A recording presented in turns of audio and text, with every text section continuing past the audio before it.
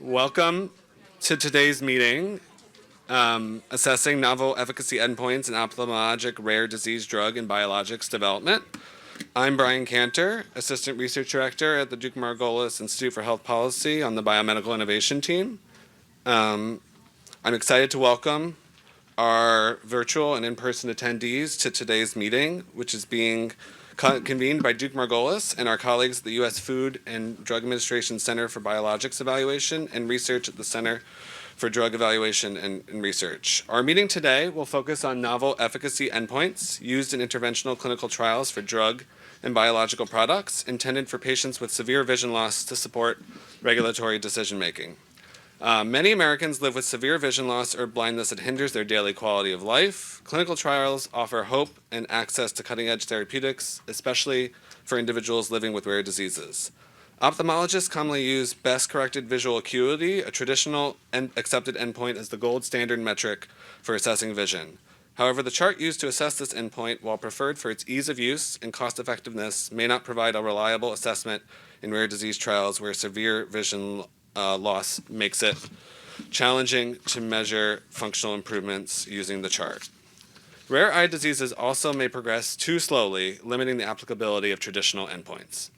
Therefore, it is important to pursue novel efficacy endpoints that are able to assess meaningful changes in patients' daily lives for early disease detection and innovative rare disease therapeutic development. Today, we will hear from a variety of stakeholders, patient advocates, clinicians, and researchers, and representatives from the FDA. These stakeholders will recognize the need for alignment on innovative regulatory pathways, assessment outcomes, and evidence generation that dynamically meets patient needs and provides the best possible care to those living with severe vision loss. Today's sessions will cover full field stimulus threshold testing and ellipsoid zone data, two ophthalmologic outcome assessments of growing interest to clinicians, researchers, and regulators alike.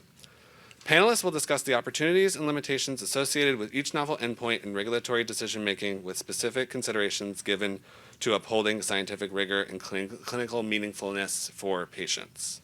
And I think the slide displayed right now is just getting into the logistics before we get to today's content. There's a short note about the Duke-Margolis Institute's commitment to academic independence. You can find more information about these policies on the links on the slide. And then Duke-Margolis is convening this workshop under a cooperative agreement with the FDA. The conversation today, while supported through a cooperative agreement, is not a federal advisory committee and will not be voting, making recommendations, or other binding actions. This is clicker. And then attendees, both in person and online, are encouraged to submit questions through the Slido Q&A function, which will be passed along to the moderator. We want to ensure that today's discussions are dynamic and responsive to the community gathered here. And then I'd also just have a few logistical reminders to note for any of our virtual attendees who may encounter Zoom issues. Please use the email address on the slide so we can work to rectify any issues. And then lastly, all meeting materials shared today, including the slides, will be accessible on the Duke-Margolis website. You can view the agenda, discussion guide with background, and a speaker bio sheet with information on all of our event participants, as well as any disclosures or relevant conflicts of interest for each of them. And then within the next few business days, a recording, along with those slides, will be posted to the event web page. Really is just a light touch. Don't mind advancing the slide. Maybe you have to press it. Oh, skipped ahead. Here is the Slido code that mentioned earlier. You can use it throughout today's sessions to submit your questions. Please feel free to scan the QR code or use the keyword vision. We will have this QR code displayed during each session and available for you to rescan throughout the day. I'll just give everyone a few seconds in the room here to scan the code. And then next we'll get to the event agenda. Maybe it's easier to advance the slides. Thanks. We'll begin our event today with remarks on the patient experience and needs for those living with severe vision loss. Then we'll move on to an overview of traditionally accepted endpoints and the opportunity for novel efficacy endpoints in ophthalmologic drug and biologics development from our colleagues at FDA. Our first session, the role of full field stimulus threshold in ophthalmologic therapeutic drug and biologics development, will begin with a presentation on the history of FST testing and an overview of statistical properties and methodologies being used to establish clinical meaningfulness. A moderated panel discussion will follow each presentation.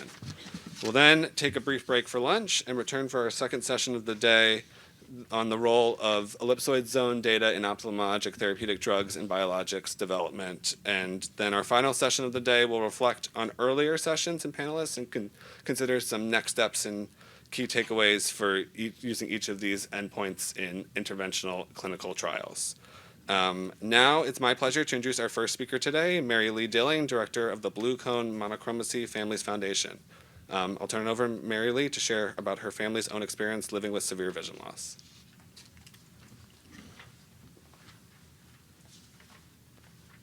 All right. Thanks so much, Brian, and thank you everyone for having me here today.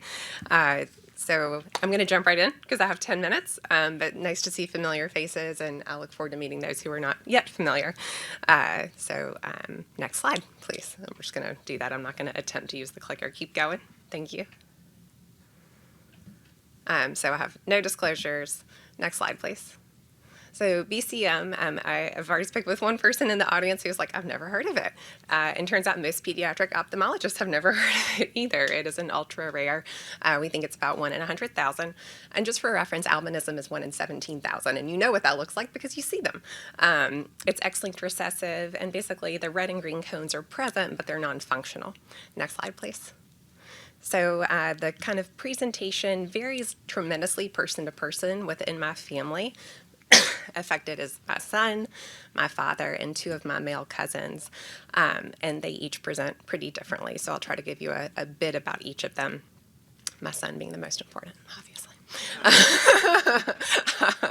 So pretty severe myopia, hyperopia is sort of the number one, and some people fall into that definition of legal blindness. My son is one of them, so is my father, one of my cousins as well, and then another cousin is more like the 2100 spot. But you can see there, Hudson, when he was itty bitty, kind of holding toys way up, there's really very little like experiential learning because of that. You don't have the incidental learning in early development where you see other kids doing things.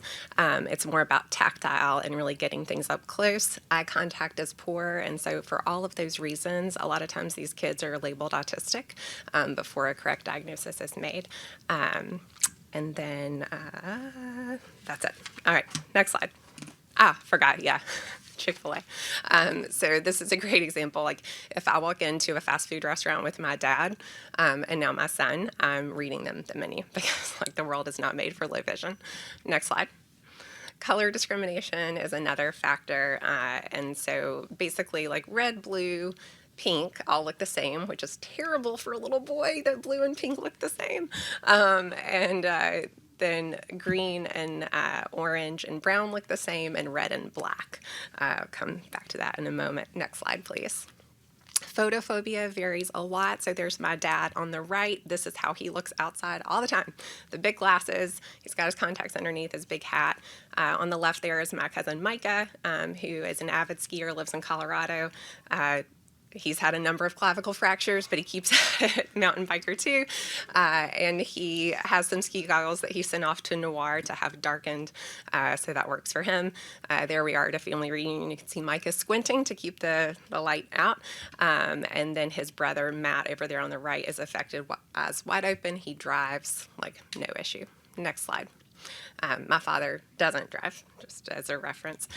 Never did. And then nystagmus. If you could click the next slide to see if we get the video going. Maybe one more. There we go.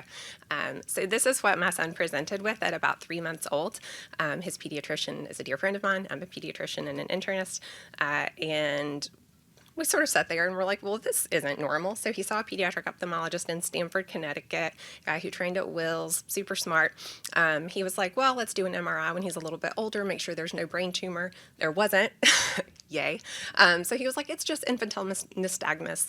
That's the diagnosis. And I was like, I don't know. Like, my dad was told he had this thing, cone dystrophy. Like, do you think they're related? They're not related. So because I'm persistent and a physician, I was like, that's not an answer. So we went down to Will's Eye, saw Alex Levin. His lovely genetic counselor, Jenna, was the one who came up with the diagnosis because she listened to the story. And so he had this cute little head tilt and face turn. We ended up having strabismus surgery at CHAP with Steph Davidson, and look at that straight head now. All right, next slide. And then school is certainly a challenge. So he is a dual media learner. This was during the pandemic. Learning Braille remotely during a pandemic is such a good time, but we figured it out. Next slide, please, or next click. Just click through, one more click. So at school, he's dual media. So generally, next slide. He uses a lot of large print, and that can be through his iPad or worksheets that are blown up. And then in addition, he has the Braille. He can switch over, use his Braillant. He can do audio through his Easy Reader. So he's 9 now, so he's pretty good at navigating like when he needs what. It's telling me I have like 4 seconds left. I thought I had 10 minutes. No? Yes? No? Okay, thank you. I was like, geez. All right. And then what else? Yeah, the iPad, the Braillant. And then it's like, it's not just his classroom teacher, right? So like the music teacher runs Friday assembly, and so she makes sure that he has a handout on his iPad of the projections. His French and Latin teachers use like overhead projectors in the classroom, so they make sure that he has materials at his desktop. So it is a team effort for sure. He has a TVI, a teacher for the visually impaired, who comes in to work with him one afternoon a week. And he used to come 3 times a week, but we realized like the kid needed to be a kid. And so he does a few other little activities, which we'll get to shortly. Next slide. Social challenges are really like one of the biggest things though. So this is a quote by Paul Rowland, a man affected by BCM, and his cousin is on our board. He says the biggest challenges are social, not visual. People tend to see different behavior as reflecting intelligence or personality rather than the result of physical differences that are not obvious, right? It's not a visible disability. When I don't see something, it's often attributed to inattention, laziness, dim-wittedness, rarely does someone think maybe his vision is different. And another quote that I love is Peter Tusick. So he's a co-founder of Humanware who makes Monarch and Braille and all that, just like us. He's a nuts. He's amazing. But he's totally blind. No light perception, so he walks with a cane, and he's like, when I walk into a room, people are like, cool, that guy's blind. When somebody with low vision walks into a room, they're like, oh, that person's just dumb. Like, why can't they figure out where they're going? Why aren't they introducing themselves? I've met them 5 times. So do they not know who I am? So it's definitely interesting, a hidden disability. Next slide. Orientation and mobility. So these pictures might seem unrelated, but they're very related. So I knew this from my dad growing up, and so I knew to watch for it with my son. When he goes in the ocean, good friggin' luck finding us when he comes out. So, I mean, not that we're turning a little kid loose, on the beach anyway, but like with my dad, if he goes in for a swim, one of us has to go down and meet him and bring him back to the towel. Same thing at church. This is a picture of our parish in New York. It's beautiful. I love it, but we sit in the same pew every week, not because we're like those people that are like, don't sit here, but it's like that way when he goes up front for children's time, he knows where to come back. Next slide, or next click, there we go. We live in New York for a lot of reasons, but one of them is it's a great place to have low vision. Nobody drives, so that's like not the expectation at all. The only tricky thing with him, like crosswalks, it's red lights on a black background. can't see him. He sometimes can see the walking man when it turns white if the light is just right, but he has a great O&M instructor who's starting to work with him on navigating our neighborhood by himself. He can walk to 2 basketball courts already, which is very important, and then we're working on being able to walk to school by himself in 2 years. That's the plan with the bus. So this, and the bottom picture was very funny. This was us turning him loose for the first time to walk to the basketball court by himself, and my husband just like followed him the whole way. And he did learn how to ride a bike a couple summers ago. He does not ride in New York. He rides at my in-laws in Connecticut. Next slide. And then, yeah, sports. So basketball has become his new thing. Big balls are our friend. He used to love baseball, and that was fine when it was like T-ball in Little League, and it was slow. And now he's 9, and those balls are coming in fast, and we're not playing that game. So basketball it is. He also loves climbing. It's great. It's very much, it's tactile. You don't have to see very far. And that is the tallest wall in New York City, 436-foot vertical. He's very proud of getting to the top of that. And then this summer we went on a trip, just did a bareboat charter with my husband's family in the BVI. So he was sailing for the first time, fell in love. So now we found a low vision sailing camp in Oyster Bay for next summer, right? So when you start looking, you find some pretty cool stuff. Next slide. Spectating, so watching sports. This is him, watching a Carolina basketball game. Happy to be here, Duke-Margolis, but I'm a Carolina alum. So, so there he is at the bottom watching Carolina basketball game on my laptop. We're watching the Bills, avid Bills fans, only New York team actually based in New York. He's right up at the screen. And then next click. And we did go to a Bills game in person. We paid a whole stinking lot of money to be on the 50-yard line, second row, because otherwise he's not going to see anything, right? Those handicap accessible seats are great for wheelchairs. That's it. My cousin is on this mission. He's like, I'm going to figure out how to make visually impaired seating at stadiums. So I was like, good luck. But we're big Mets fans too, but very hard now that Uncle Steve took over to find a reasonably priced ticket that's up close. So instead, we go to Atlantic League games at the Ferry Hawks, where we can sit right up front for $15 a game. Next slide. So future, we talked a little bit about why New York is so important for him. This is a pizza machine. In case you're wondering, you just push a button and it makes whatever pizza you want, which again is very important if you live in New York. He wants to be an engineer when he grows up, probably mechanical, which is tricky because red and black look the same, but we'll figure it out. So it's all about trying to give him opportunities, but also not helicopter too much. But long term, I would love for him to be able to see. This was on our trip this summer. There was this very cool, the pelican swoops down and grabs the fish. He couldn't see any of it. I would love for my kid to be able to see that. Next slide. He is in Cub Scouts, which is great. That is him with his whittling chip. Giving him a pocket knife was probably one of the scariest things I ever did. But it's tactile. You just have to be careful. He's a wee below this year, and he loves archery, which was another thing we found out. So he likes shooting too. He's looking for a BB gun, but one thing at a time. So it's just about making the target, accessible for him. Click, please. And then other cool stuff in New York, we have a low vision music school, FMDG. He gets to see performances on Broadway right up front with, recordings of what's happening kind of piped in. We got to go touch stuff at the Metropolitan Museum of Art. There's all kinds of neat things you can do. Next slide, please. So really the call to action here, the urgency on our part is, I think it's very easy when people think about degenerative retinopathies to say oh my God, how horrible would it be? You can imagine you have vision. If you lost it, what a tragedy that would be, right? But the tragedy of folks who, and the silence of those who've never seen and don't know what they're missing out on is really there. And that's one thing I think when he was little, I was like, well, at least he's not totally blind. He's got a little bit, he doesn't really know what he's missing out on, but he does. That became evident as he's gotten older. So whatever trials are designed for a drug for us or any other IRD, we want it to show efficacy. And it doesn't have to be perfect, right? Incremental improvement matters. And we want to include functional endpoints that look at myopia, light sensitivity, color discrimination, the non-standard outcome measures, which we will discuss today. And then the window of opportunity we know does close, right? Because these cones do gradually die. There's progression, even if we don't totally perceive it.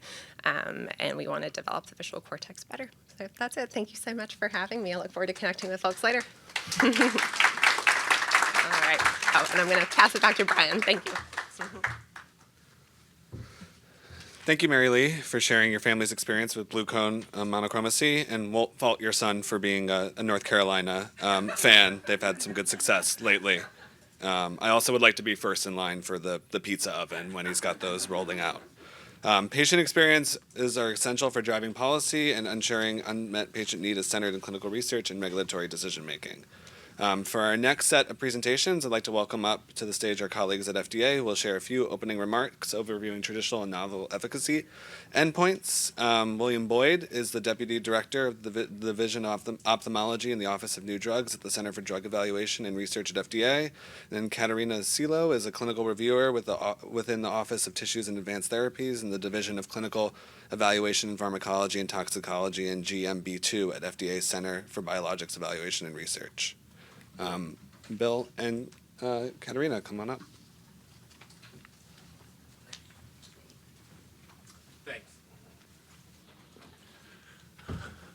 Thanks. I'll give about half the presentation and then turn it over to my colleague, so I won't get to say everything today. But I'm a North Carolina fan too, so that's all right. Thank you.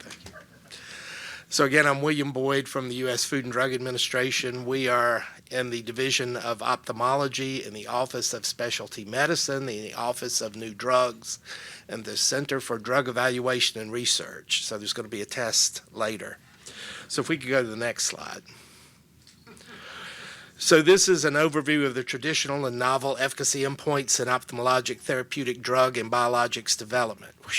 We can go to the next slide.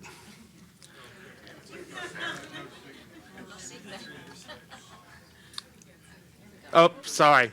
Are we caught up? Apologies. It looked good for me. As far as disclosures, my colleague and I work for the FDA, but our comments today are reflective of our opinions. They don't bind or obligate the FDA, and we don't have any financial relationships to disclose. And we can go to the next slide. So efficacy endpoints, clinical outcome assessments versus surrogate endpoints. And clinical outcome assessments are a parameter that describes or reflects how an individual feels or functions or survives. And for ophthalmology, we have visual function endpoints, we have functional vision endpoints, and we have patient-reported outcomes. So we can go to the next slide. So regarding clinical outcome assessments, the clinical outcome assessments commonly used in ophthalmology are visual function endpoints, which I believe everyone's aware of these. Best corrected visual acuity, visual field, microperimetry, color vision, contrast sensitivity. There are functional vision endpoints that include mobility tests, and there are patient-reported outcomes, which can be a single item or a multi-domain outcome. And we can go to the next slide. So best corrected visual acuity regarding clinically meaningful changes, a doubling or halving of the visual angle in best corrected distance visual acuity, that's a 3-line EDTRS change in high or low contrast acuity for patients with a best corrected visual acuity. We consider that to have clinical meaningfulness. The magnitude of clinically meaningful changes is unknown for patients with very low vision that are outside the chart. Next slide.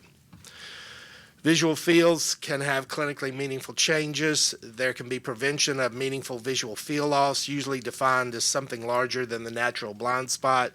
I mean improvement of a 7 or more decibel post-treatment from baseline and 5 or more predefined loci that's sustainable over time. Let's go to the next slide. There are challenges with best corrected visual acuity. Characterizing clinically meaningful changes is obviously difficult in off-chart visual acuity. Is best corrected visual acuity even the right endpoint for ultra-low vision patients? And is best corrected visual acuity the right endpoint for a slowly progressing disease? Next slide. Regarding patient-reported outcomes, single items such as itching, pain, ocular irritation, ocular dryness are fairly easy to record and score. Next slide. What's more complicated are multiple domain patient-reported outcomes. Certain quality of life measures. We don't know, or you must assess how much weight to give each particular domain. So quality of life measures, visual function questionnaires, other types of questionnaires are not currently externally validated, meaning they may be reproducible in the sense that if you give it to a patient, you will get the same scores back. But there's a question of whether you're actually measuring what the test purports that you are measuring. And we can go to the next slide. Okay, on this slide, I'm going to turn this over to my CBER colleague. Thank you.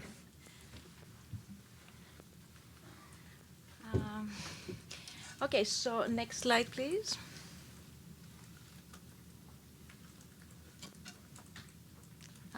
The next category of clinical outcomes assessments are the functional vision endpoints, and primarily here the mobility tests. I think there was a slide before that, I'm sorry. Can you go back? Yes, thank you. We have already approved one product, Luxturna, several years ago based on the multi-luminance mobility test.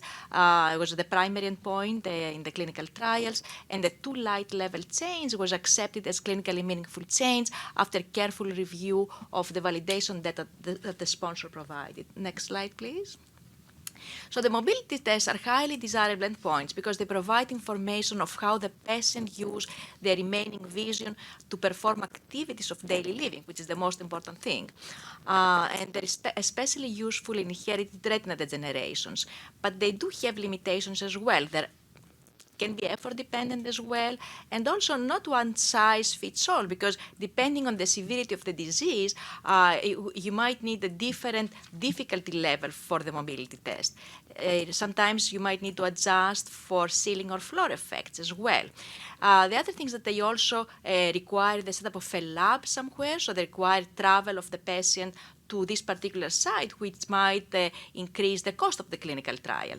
So recently there is increasing interest in a virtual reality mobility test where the patient wears a headpiece and navigates through a virtual space, but nothing has been validated, has been accepted as validated by us in the virtual reality space yet. Next slide, please.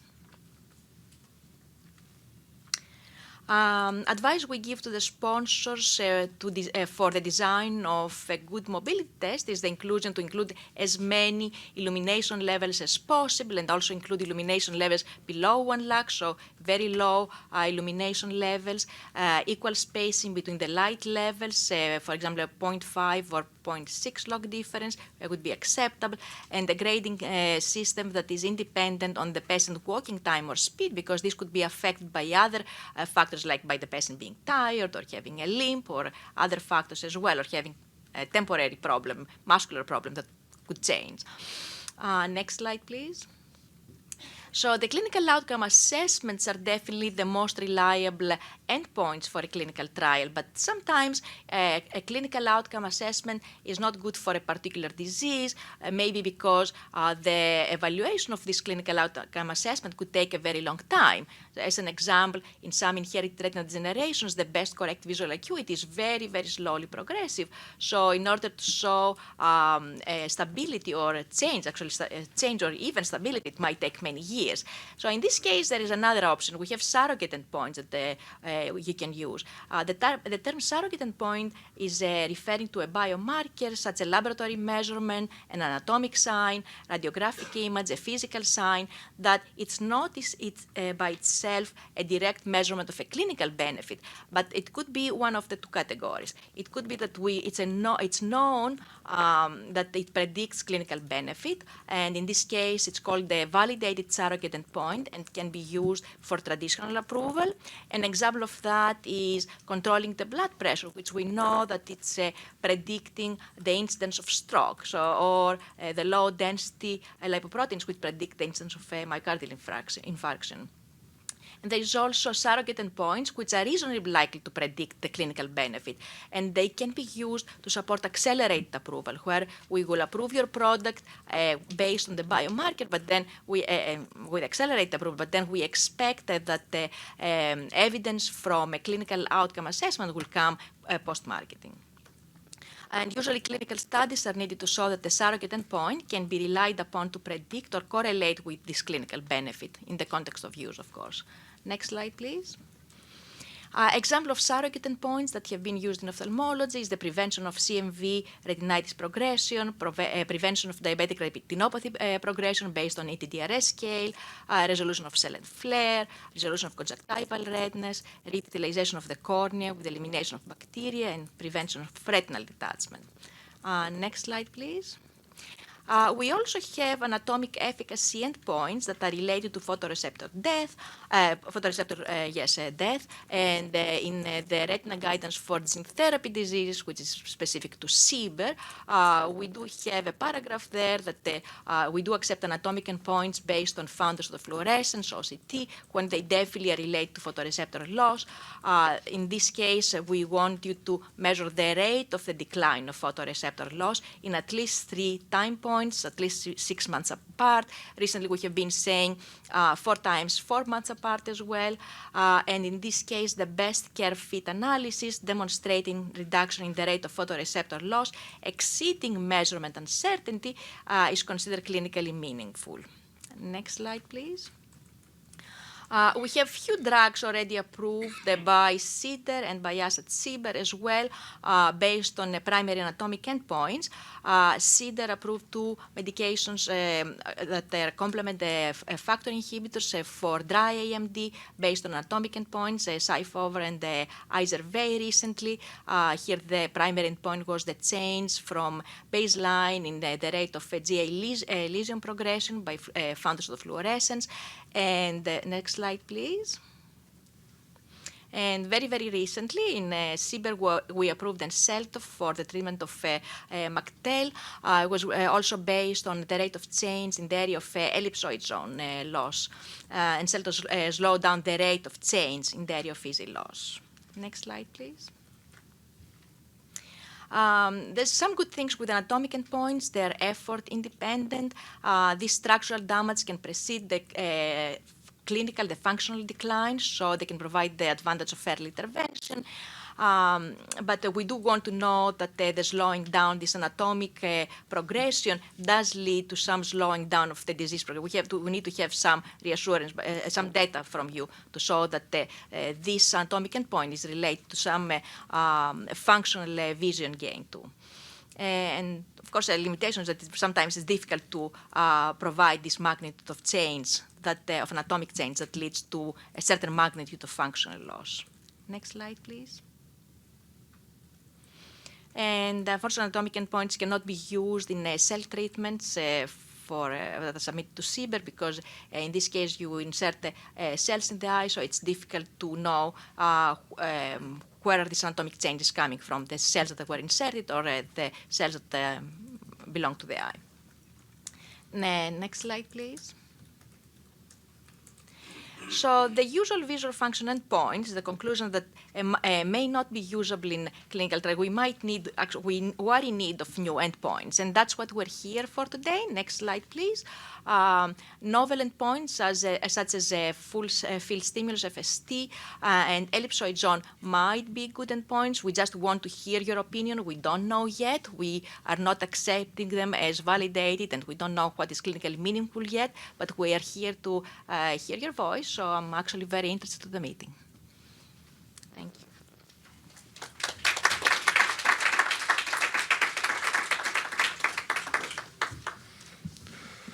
Thank you, William and Katerina, for those great opening remarks and the overview of the novel efficacy endpoints. We'll now dive into more details on each of these, into that first of those efficacy endpoints with our first session on full field stimulus threshold testing. And to begin that first session, I think you can go to the next slide. Oh, maybe it does work.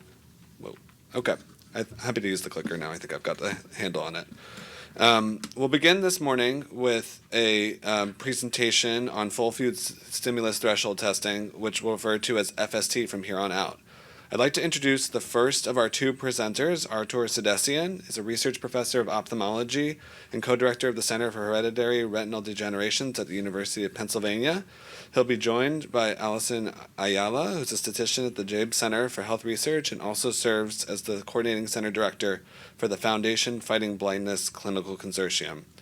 Art, I'll hand it to you now to open our next session. I think this worked. It does. Great. Thank you, Brian, and the Duke-Margolis Institute for the invitation to join this panel. I have a little different perspective than was just presented about clinical assessments. We divide them into subjective and objective in our minds. That makes things easier for us.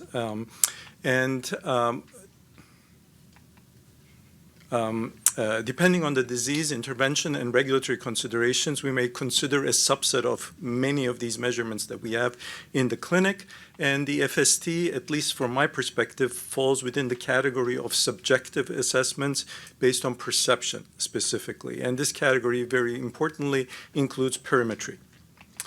So the simplest type of human perception is whether a visual stimulus, such as a flash of light, is seen or not seen. All else being equal, perception would depend on the brightness of the stimulus, and the underlying statistics, which can sometimes be difficult, describe a psychometric function. And in general, if a dimmer stimulus can be seen in a certain condition or a patient, vision is thought to be better. And a single parameter, threshold, can simplify the underlying complexity of this vision perception process. One way of estimating the threshold across the visual field is with automatic static perimetry, which is demonstrated here with the little white flashes that are being flashing across the retina. Different brightness of stimuli are presented by a computer at distinct locations, and patient responds or does not respond to each one of them.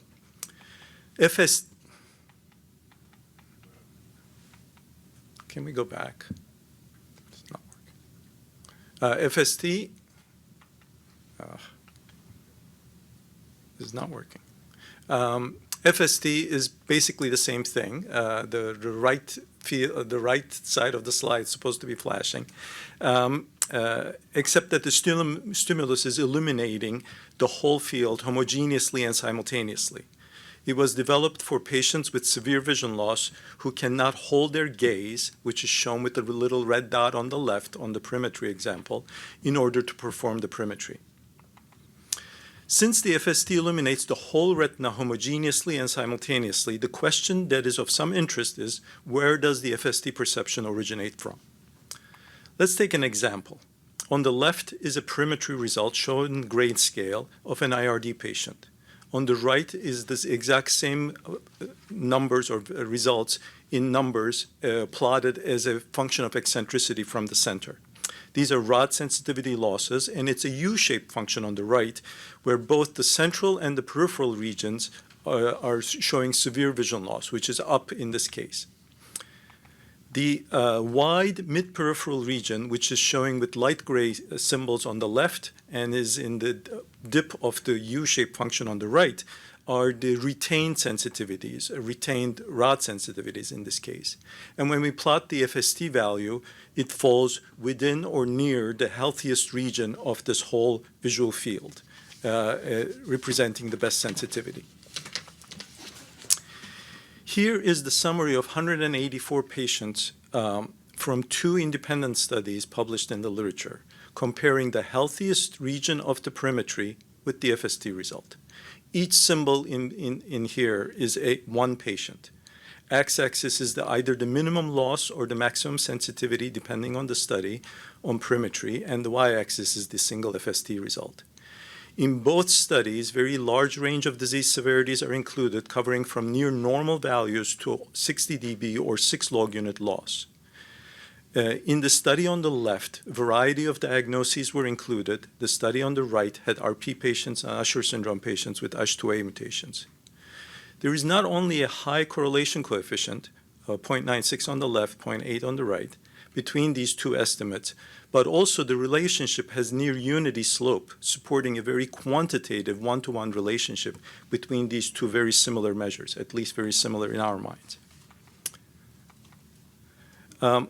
So we can conclude that FST perception originates from the healthiest region or locus exhibiting the highest sensitivity within the visual field.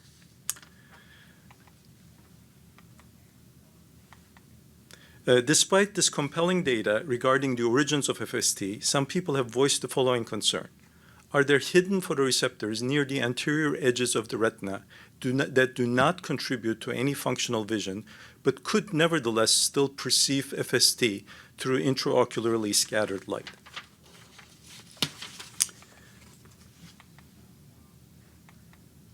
To address this concern, we reviewed the range of maximal extents of visual field reported in the literature. It turns out to subtend more than 96 degrees of visual angle from fixation and range up to 107 degrees, which are shown as this far peripheral extent schematically in this plot. Then we used extensive histological samples quantifying the location of the ora serrata from nearly 200 eye donors. We performed Monte Carlo simulations to get the variability of the population and converted histological results in the eye to visual field coordinates. And in the majority of the population, the range is expected to fall between 82 degrees of visual field and 104 degrees, shown with the red results there. Importantly, if there were hidden photoreceptors, the ora location would be further eccentric than the maximal extent of the visual field and not either equal or less eccentric. Therefore, there is no evidence that we could find of hidden photoreceptors uninvolved in functional vision. And lastly, I wanted to show 3 anecdotes of perimetry and FST in patients undergoing gene therapy who were able to perform both of these tests. One of these patients, patient 013, had very reduced rod sensitivities, shown as very dark gray or black here, at baseline across the full visual field, expanding to 130 degrees across. This is shown at baseline in the 2 eyes before gene therapy. Immediately after the injection, we used the surgical videos to transfer the boundaries of the bleb onto the visual field, shown with the red outline, and then selected 5 locations within the bleb to track over time. And here are the results 12 months later in this patient 013, where there is an obvious and enormous improvement within the treatment area. Please note the grayscale covers more than 50 dB. It goes from black to very white.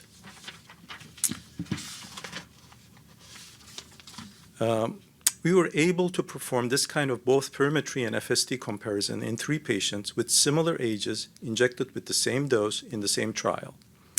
Here are the perimetry results shown. The triangles are the patient 013 that I showed previously, which started with very low values at baseline and improved dramatically. Diamonds are patient 012, which started with an intermediate value at baseline and improved by a smaller amount. And the squares are patient 015 with a very high baseline that did not appear to improve. Below are the changes from baseline for this perimetry results. We are showing plus minus 7 dB criterion that was mentioned earlier that is believed to represent meaningful benefit of treatment for perimetry assessments. And we can see the patient 015 falls within that, whereas the other 2 patients seem to be either a little bit or substantially above that. And here are the results, if I can, of FST in these 3 patients. Generally, there are very similar results, both in terms of individual values shown at the top as well as change from baseline below. And of course, the question, which is of importance, is what is the criterion that represents a meaningful benefit of treatment of FST? Presumably, a 50 dB improvement is well beyond any criterion one could imagine. But what is that criterion? Of note, these 3 patients' results were all rod photoreceptor mediated, and our personal experience in our group over the last 2 decades suggests that clinically meaningful differences for cone-based vision are likely to be much smaller than rods. Alison Ayala is next, and she will provide some wonderful data toward finding this criterion. And before I hand it to her, here's our group of CHRD in Philadelphia. Credit is to Alejandro Roman, shown here towards the right, who was the main researcher who developed FST concept for evaluating treatments for IRDs, with contributions from Thomas Alaman, myself, and our longtime friend, colleague, and leader, the late Sam Jacobson. Thank you.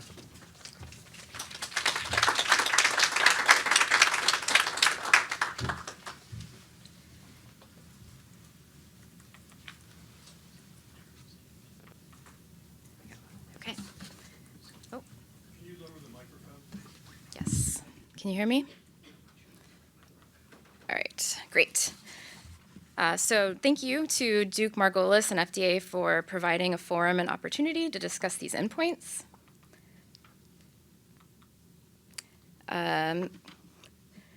First, I will provide a short overview of FST endpoint properties evaluated in a large natural history study, and then I'll spend the majority of the presentation discussing clinical meaningfulness of FST. So starting with FST endpoint properties. Sorry, it went too far.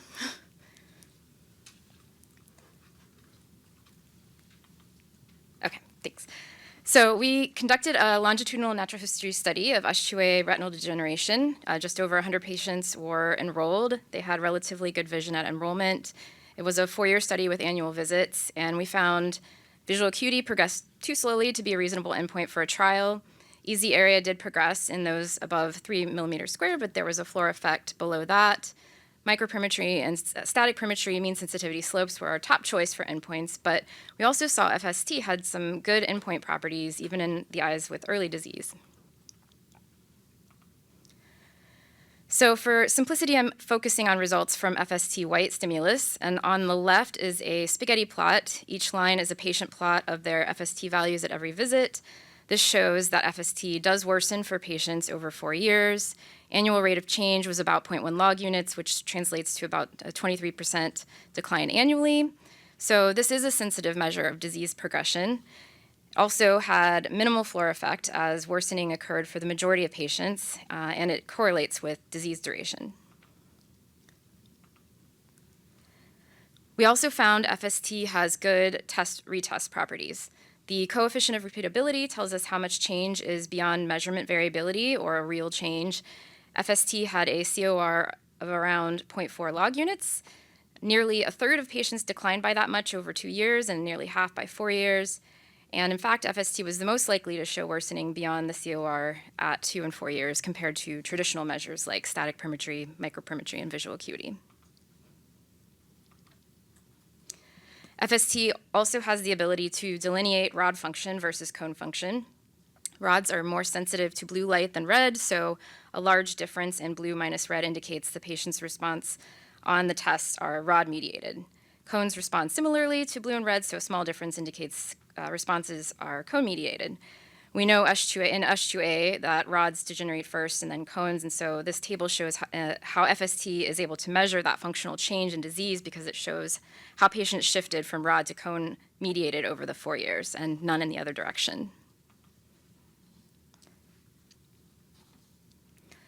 FST also correlated with how patients reported feeling and functioning on MRDQ, the Michigan Retinal Degeneration Questionnaire. At the year 4 visit, you can see that there was, on the left there, there was more patient-reported scotopic and mesopic function in patients whose FST was primarily rod or cone-mediated compared with rod-mediated. And then additionally, just to further make the point on the right, we also just took a sneak peek at another consortium natural history study in the EYS gene, and we found over a wide range of PRO instruments, FST white is most highly correlated at baseline compared with some of the other standard endpoints. So here's a summary slide of all of these great endpoint properties for FST. However, the big key issue remaining is clinical meaningfulness, which is what I'll focus on for the majority. Starting with methodology, how do we demonstrate clinical meaningfulness? So just for context, this work has led our team kind of on a journey to have some conversations with various companies who want to design phase 2-3 trials, who think FST is a good fit and are struggling with this defining of clinical meaningfulness. We have had some conversations with many gracious folks at FDA who provided feedback and continue to point us in the right directions. So what I'm presenting here is really our perspective, including what we've learned so far, our interpretation of FDA guidance on this topic, some challenges we found with some specific examples in the FDA guidance when we were working with some rare disease data sets, some suggestions for what we felt was a reasonable approach within that FDA guidance framework, and our recommendations for making the best of the data that are available, since every data point is very precious in rare disease research. Okay, so first lesson learned is that correlation alone is not enough. For example, correlation between FST and the MLMT mobility test is well known from the Luxturna trial, but correlation alone does not establish meaningfulness. And so we know FDA is looking for how much change in FST is meaningful to patients. And the FDA guidance document uses the term meaningful score difference to describe that. Another lesson learned was that the coefficient of repeatability is also not enough to use as that cut point. That tells us how the smallest amount of change that needs to exceed, that does exceed measurement variability. So that's the one of the hurdles that needs to clear, but that doesn't necessarily mean that that amount of change is meaningful to patients. Instead, FDA encourages anchor-based methods, with the goal here being to determine what amount of change in FST corresponds to a known meaningful change on an anchor measure. A good anchor should be conceptually related to the endpoint, easily understood by patients, and have a well-justified definition of meaningful change. And the guidance document explicitly features patient global impression scores as a good anchor. So for example, asking someone, since baseline, how much has your vision changed? None, a little, moderately, a lot. So these are simple, they're intuitive, and allow each patient to weigh what matters most to them. However, there are some limitations in terms of it not being disease-specific. It can vary widely between patients and can be prone to recall bias. Some other options that aren't specifically featured in the guidance, but I'm proposing today just as a possible anchors, could include patient-reported outcomes, like the MRDQ, which can be more disease-specific. The drawback is that PROs can take years to develop and validate and may not exist for every patient population of interest. Performance-based tests like the MLMT, which assess real functional ability. These can be really powerful, but also can be costly and logistically challenging. So the bottom line is FDA guidance mainly emphasizes the patient global impression as a simple and direct anchor, and I'm suggesting PROs and performance-based tests could also serve as appropriate anchors for establishing meaningfulness if those data are available.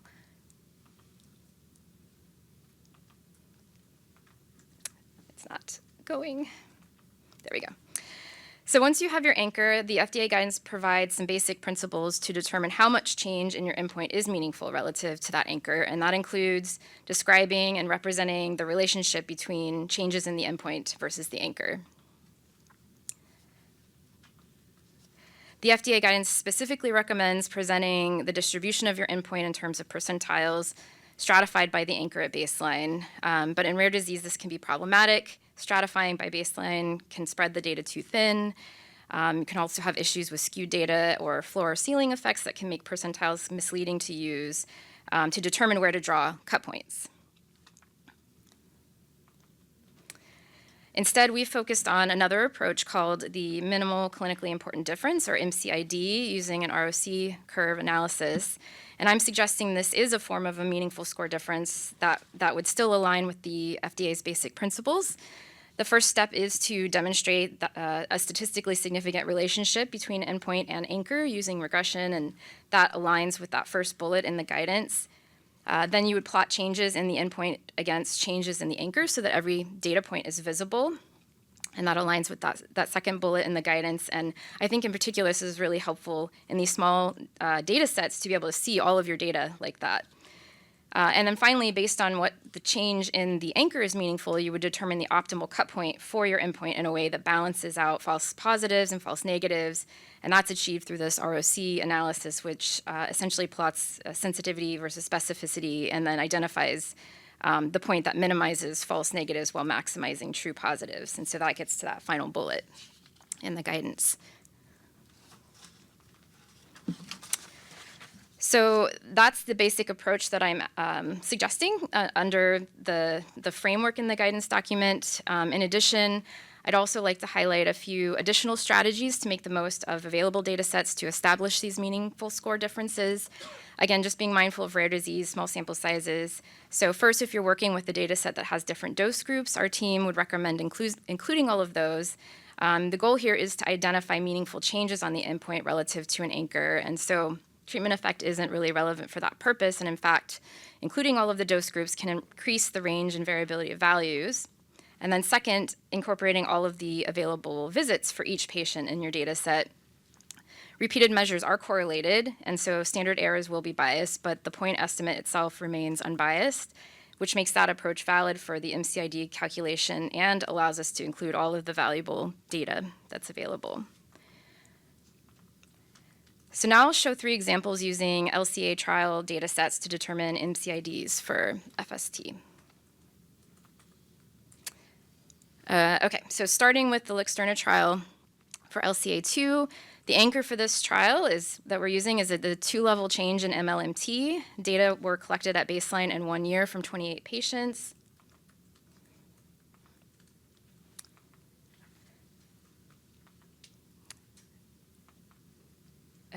Okay, here are the results. On the right, a plot of FST change versus MLMT change for all patients, all visits. On the left, a plot of possible cut points for change in FST. The selected cut point to minimize false negatives and maximize true positives was 13.2 decibels. And then the plot on the right shows where the points lie relative to both of those cut points, the 2 light levels for MLMT and 13.2 decibels for FST. And it's worth noting that 5 patients could only improve 1 level, and so some of those false positives for FST did not have room to become true positives. The next data set is from the Athena trial for LCA1. The anchor we used for this was NEI-VFQ, 10-point change.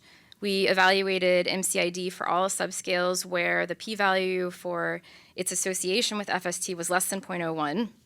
Data were collected at baseline and multiple follow-up visits over 208 weeks for 12 patients in 3 dose groups.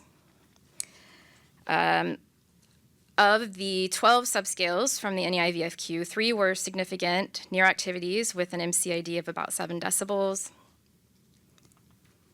Distance activities with an MCID of 9.5 decibels. Oh, you guys are doing it for me. Okay, and dependency with an MCID of 11.5 decibels. And go to the next.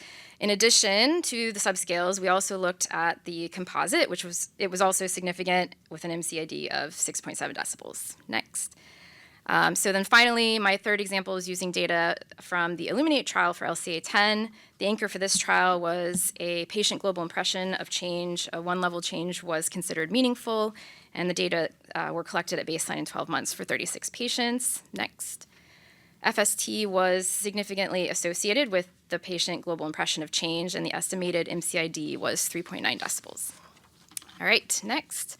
So that was pretty quick, but just as a recap, in the Luxturna trial using MLMT as an anchor, we got 13 decibels as meaningful change on FST. A limitation here might be that there was no direct patient voice data stating two-level change is an anchor that's meaningful to them. However, as I understand it, that two-level change on MLMT was selected for that trial because it was kind of a pragmatic cut point. And so, if anything, it is possible that an even smaller amount of change on MLMT could be meaningful to patients, which would make the FST MCID here a conservative estimate. In the Athena trial, using NEIVFQ as an anchor, we got between 7 and 12 decibels change is meaningful. The limitations here are that sample size was especially small, NEIVFQ was not designed for LCA or even IRDs, and there's no direct data showing 10 points is meaningful to these patients. However, this was the best available PRO at the time, and changes in these domains were significantly associated with FST, and in domains that make sense. And I think it's also worth pointing out across other conditions where patient input was used to determine how much change is meaningful. So neovascular AMD, submacular surgery, DME, and glaucoma, between a 3 and 6 point range of change on NEIVFQ was considered meaningful. In the Illuminate trial, using the patient global impression as the anchor, around 4 decibels was meaningful. No direct patient voice measure was used to determine that 1 point change in the impression score was meaningful, but it was considered a plausible cut point because it corresponded to a 2-line change in visual acuity and a 2-level change in the mobility course that they used. Okay, conclusions, and you can go to the next one. So in conclusion, the RUSH-2A data shows us that FST has all of these great endpoint properties. Next. And then conclusions from the LCA trial data. These analyses provide reasonable estimates for how much change in FST is clinically meaningful in these 3 types of LCA. I think it's also reassuring that the range of MCID estimates correspond to what might be expected relative to the type of dysfunction. So, and Art sort of alluded to this earlier, kind of a smaller cut point for meaningful changes in cone dysfunction than rod dysfunction. And individual trials for specific cohorts would need consideration of the cut point that's relevant in that context. Next. What I would like to recommend would be flexibility around the methods to determine the clinically meaningful changes in FST in the context of rare disease while still being within the framework of the FDA guidance document. First, in terms of the analysis approach, MCID and ROC approach is better use of the limited data than using percentiles. Using all available data, all dose groups, all visits is appropriate in the context of this analysis and will make the most use of small sample size. Also flexibility in terms of anchors. So as I said, patient global impression is featured in the guidance as ideal to include in trial design planning, but I would suggest PROs and performance-based tests as reasonable options if those data are available.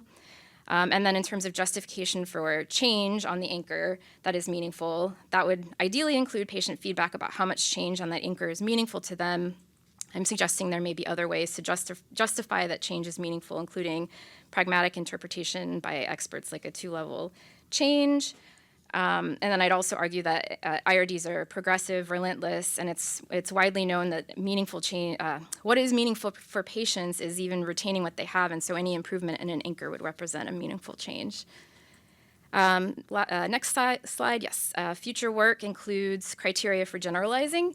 I think this is actually a bigger question for the community. I don't have all those answers, but I do think that's something that would need to be developed to expedite all of the possible trials where FST might be a good fit. Would love to hear from all of the panelists on that topic as well as the audience. Last slide.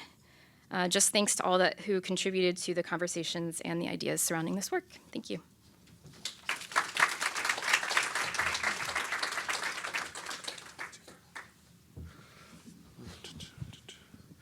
Thank you, Art and Allison, for those insightful remarks, and that leads us perfectly into the moderated discussion portion of the session. I think we're going to be joined by a couple of folks virtually and online, and welcome Art, Allison to come back up to the stage along with Bill. But I'll introduce the rest of the panelists joining us for this first session.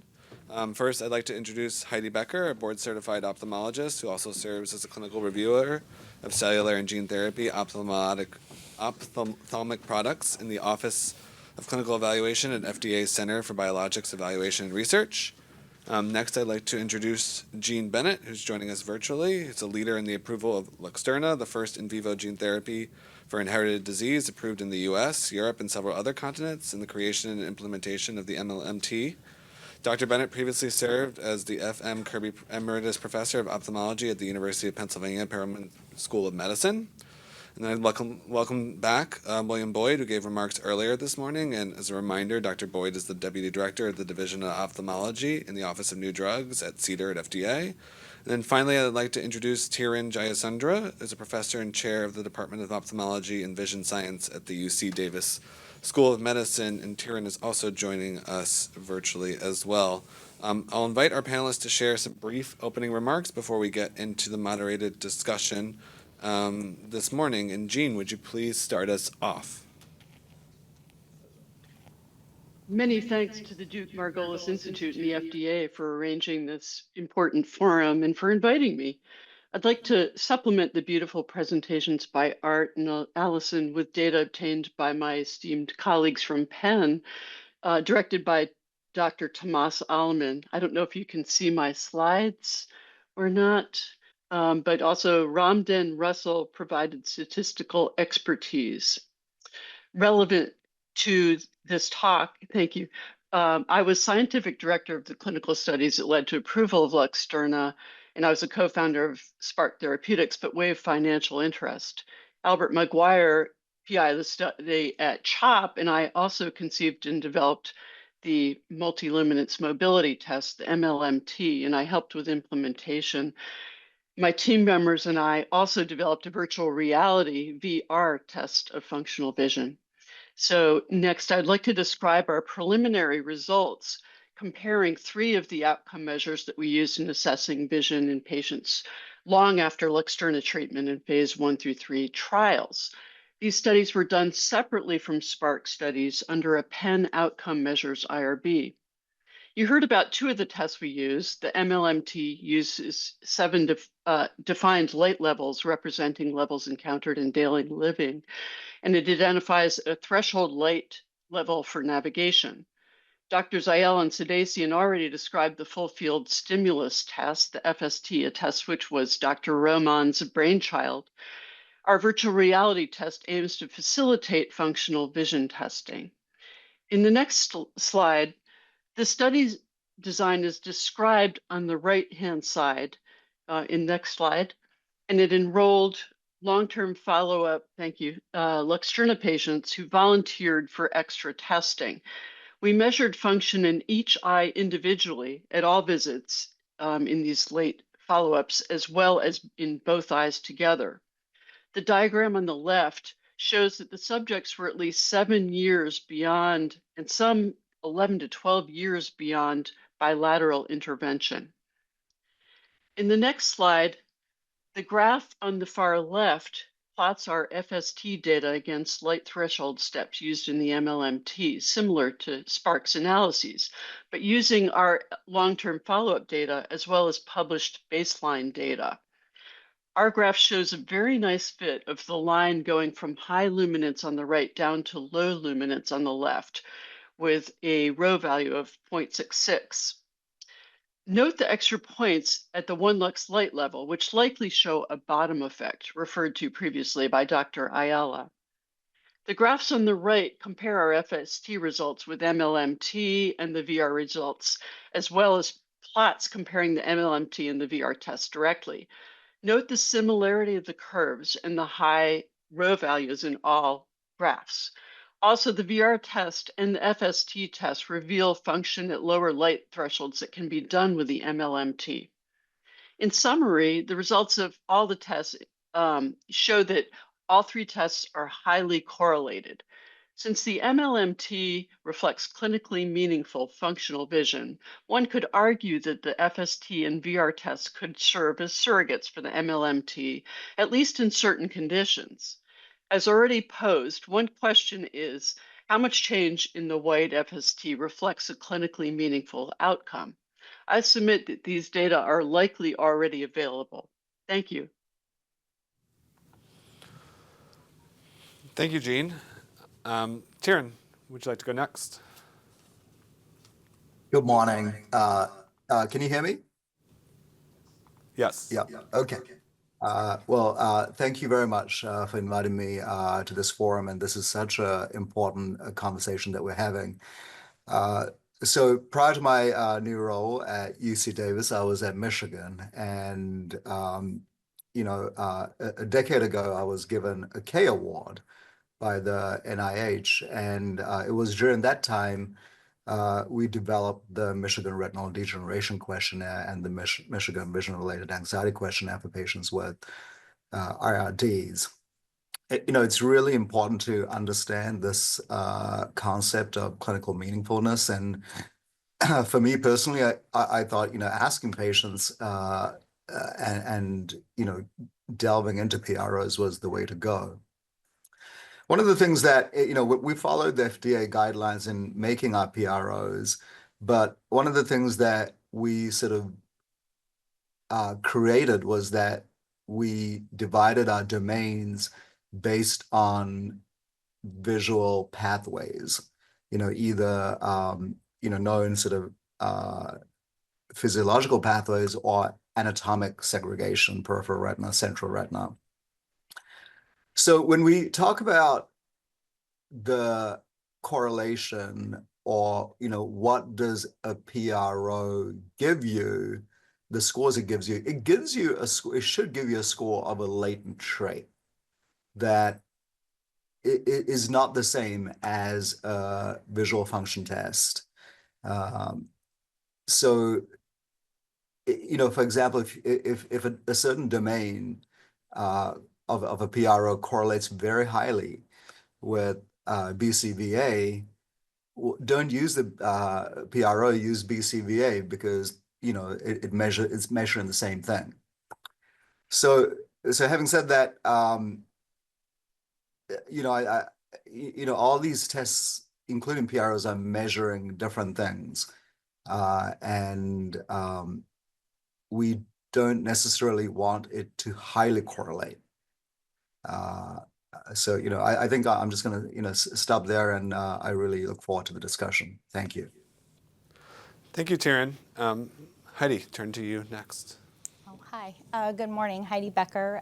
So my background is in clinical ophthalmology, mostly practicing in low-resource environments. Since coming to FDA, I've very quickly grown to appreciate the tremendous challenges in this current space. And I'm incredibly grateful to be here, to Duke-Margolis, to FDA's rare disease team who persevered in bringing us all together today, and to all the participants who have come to grow our knowledge and expand the field. Thanks so much. Thanks, Heidi. And Bill, no, we heard from you earlier, but anything to add after those presentations? No, thanks. Most of my ophthalmologists are over here in the corner. And thanks for coming today. And I will point out that I am looking for additional ophthalmologists. If you want to talk to me after this meeting today, I just had to put that in. And we do appreciate this opportunity to speak today. We are coming with an open mind. We want to hear what folks have to say and what they have to present. We are acutely interested in making sure that the changes that are measured have true clinical relevance for the patient. We frequently have clinical trials, not just for these rare diseases, but everything, where there are significant changes, but they actually mean nothing to the patient. And that's not what we're looking for. We truly want safe and effective products for the patient, and that's our goal. And we're here to listen today, and we appreciate the opportunity. Thanks. Thank you. Well, let's get started then with the moderated discussion and the question and answer portion. And I want to remind everyone here at the National Press Club and online to use the Slido and the QR code to be able to submit questions that will show up on this very fancy iPad next to me. And I want to touch on first kind of this clinical meaningfulness point of FST and how it relates to the patient's experience. And we heard a lot from Mary Lee about how there's a almost a hidden disability aspect to low vision. How can the clinical meaningfulness of FST really inform how patients feel and function in their daily lives. And Jean, maybe can open that up to you first. Certainly. Well, of course, people don't really care about their FST, but the fact that it correlates, the results correlate so clearly with with other outcome measures, including the ability to navigate independently under different levels of light, and like we didn't speak about this, but patient-reported outcomes. I think it's a really good surrogate for what is clinically meaningful to patients, at least in certain conditions. Yeah, thanks, Jean. And Taryn, I know the patient-reported outcomes that you talked about also relate to this point. And I don't know if you wanted to elaborate any further. Yeah, absolutely. When we looked at the Rush-2A data, and this is published with Allison and the Foundation Fighting Blindness, FST was the highest hitter in terms of its correlation to domains like scotopic function and peripheral vision. So, in USH2A, which is a form of retinitis pigmentosa, where there is peripheral loss of peripheral degeneration, FST really showed those peripheral degeneration associated domains in the PRO were highly correlated to the values that were obtained. Thank you. And Allison, I know you hinted at this in your presentation, but anything further to? Sure. Yeah, I'll just add, in addition to what we saw in Rush-2A, the same result was found in the repeat study, and so that's another place to look. When they classified by rod versus cone mediation for FST, the PRO scores were worse in the cone-mediated for those same domains. That makes sense, as Theron just mentioned. In addition, we had taken that sneak peek at our EYS natural history study and found on multiple PROs, the MRDQ, the Visio, the VAL-VFQ, and also PROMIS, which is a quality of life questionnaire, and FST was more highly correlated with multiple domains in those various PROs than any of our other endpoints at baseline. Yeah, absolutely. Art, anything from your perspective? Or Bill? No, go ahead, please. Just when we review information that we get at the agency, we, or at least in CEDAR, we have not limited what people explore. We have not limited the secondary or exploratory endpoints. If a company has wanted to evaluate endpoints they feel have relevance or importance, we've encouraged them to do it. We've said, we'll look at this data after the fact. We'll look and see what you're able to generate, and we actually truly encourage that. To date, we actually don't have any products approved with these novel endpoints, but I believe at some point we're going to see someone who's done evaluations in areas that they believe were relevant, and we will see something correlate. I can't go into too much detail without revealing proprietary information. It's just we do encourage people to look at novel endpoints. We do encourage thought outside the box and thought outside the guidance, because it's called a guidance for a reason. It's a guidance. So if there's something going on and you feel you should have a discussion with us, and there's something that's keeping you from exploring what you think might be useful, I would speak to us about it. Noted. And Heidi, anything else to add from the FDA perspective there? I guess just zooming out even more and thinking about what is required for an approval is demonstration of benefit that outweighs the risk of the product. And, thinking about our gene therapy products in particular in CBER, where there are unique considerations to the risk involved, what we're seeking is clear demonstration of benefit that outweighs the risk. And that can be, of course, the clinical trial needs a prospective design that is most likely to demonstrate that, but certainly echoing Bill's comments about additional endpoints to help provide and bolster the primary evidence is certainly encouraged and welcome. Yeah, thank you. Thank you for that. And Art, anything further? And if not, we can. The only thing that I like to, I guess, add is furthermore to my personal experience with the gene therapies or gene-based therapies, it's probably not unthinkable that improvements will have a different criterion than decrements over time or stopping progression. The patients feel very differently on slowly progressive diseases and their perception as opposed to gene therapies that where improvements, when they happen, can happen in a matter of days to weeks, which are very short period of time and very obvious to patients. And also the impressions of patients, let's remember, depends on personalities and of patients.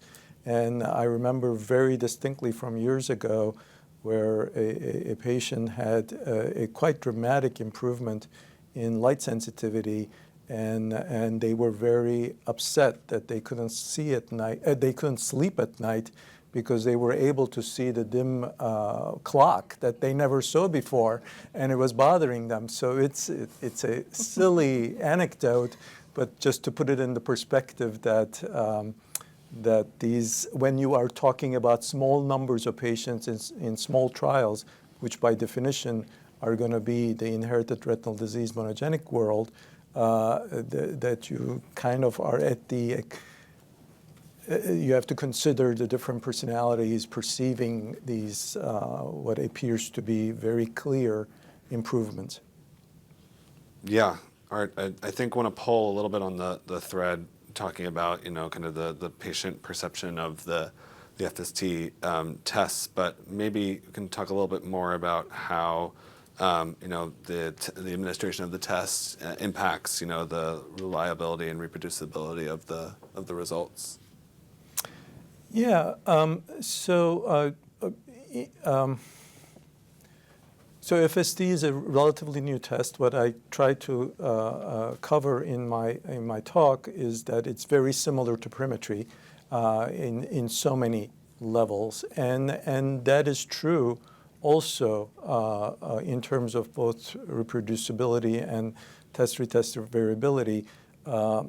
Just like in perimetry, there are different companies that use different algorithms, and then once the data is collected, there's different ways of looking at it, which is the analysis aspect. FST has all of those variables that currently is, just because it's a relatively new test, 20 years,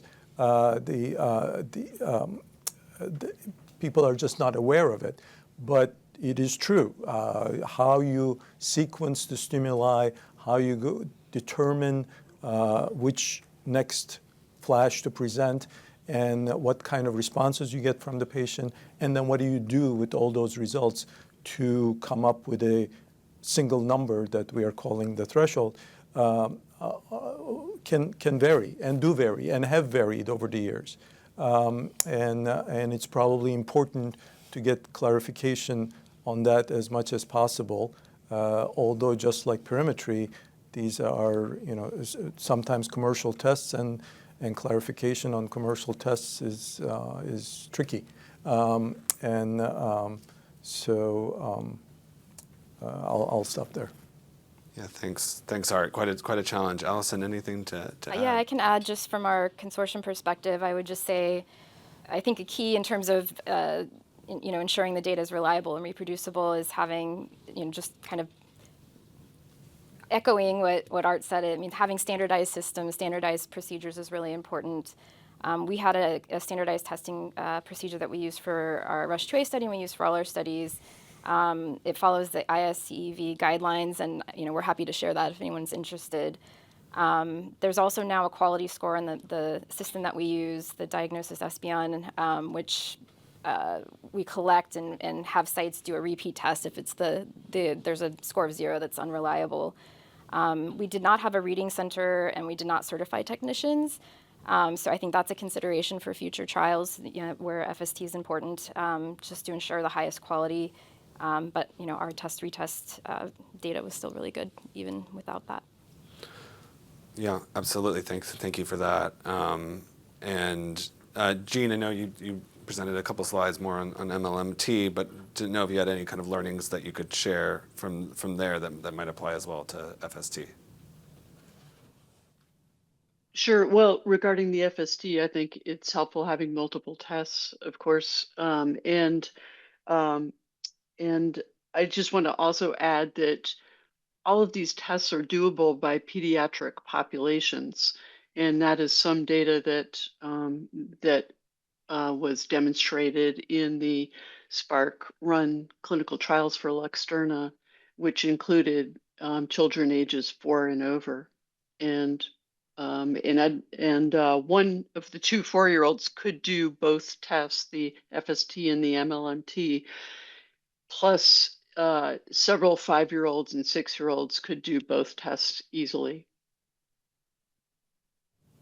Yeah, no, thanks for noting that. I think maybe another place to dive into is Jeannie referenced the applicability to the pediatric patients, but going a little bit further about how we can measure and assess FST in those pediatric populations, thinking about the story that Mary Lee shared earlier of her own son, but. Tyrion, I don't know if you had any thoughts there. Yeah, no, I mean, I think FST would be a good test for the pediatric population.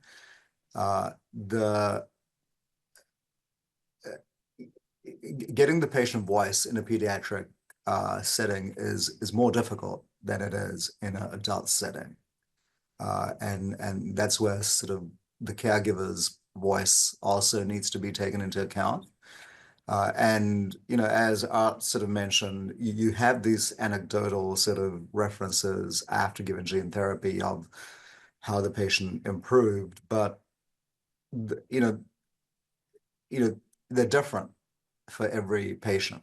Maybe the clock at night for one patient, and maybe the blinds during the day that are too bright when left open for another patient.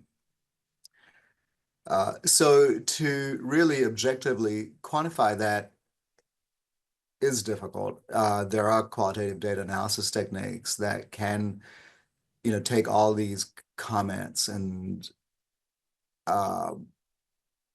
give us an idea of efficacy. But it is not the same as a well-developed PRO. So I would say, that is the difficulty with the pediatric population in terms of correlating to patient perspective and voice. Yeah, definitely some unique challenges there. And Art, didn't know if you had anything to add related to kind of the pediatric populations and the involvement too with the caregivers. Yeah, I would agree with the comments that Jean mentioned, that we recently published a very large pediatric study that included FST measures in patients as young as 6, and in RDH12 form of inherited retinal disease. What is clear is somewhere between 6 and 8 and greater, nearly all patients can do the test. Somewhere around 6 and lower, it starts becoming dependent on the patient. There are some wonderful, 4 or 5-year-olds who can do amazing things better than adults. Really, but not in every child. So it depends on the child. So it starts getting tricky. Then one has to do certain adjustments. For example, one of the adjustments is to change the testing such that you wait after each flash and ask the patient, did you see it?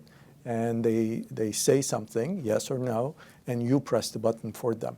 So there's kind of adjustments that we do in the real pediatric population. How that would, apply to regulatory concerns is obviously much more difficult, but that we adjust. So I think there has to be some flexibility below 8 to allow for that adjustment to be able to perform the test. Yeah, Allison.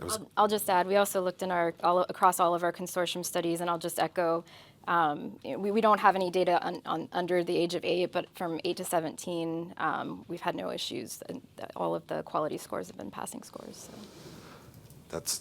That's good to hear, and I was going to turn to you next too to ask you how some of those adjustments that Art referenced that need to be made, how do those kind of impact some of this, the reaching for clinically significant change in FST and thinking about the preliminary efforts that you've made to establish a threshold with LCA, but how could you go about doing that maybe for some other conditions where you may need to make adjustments to the test?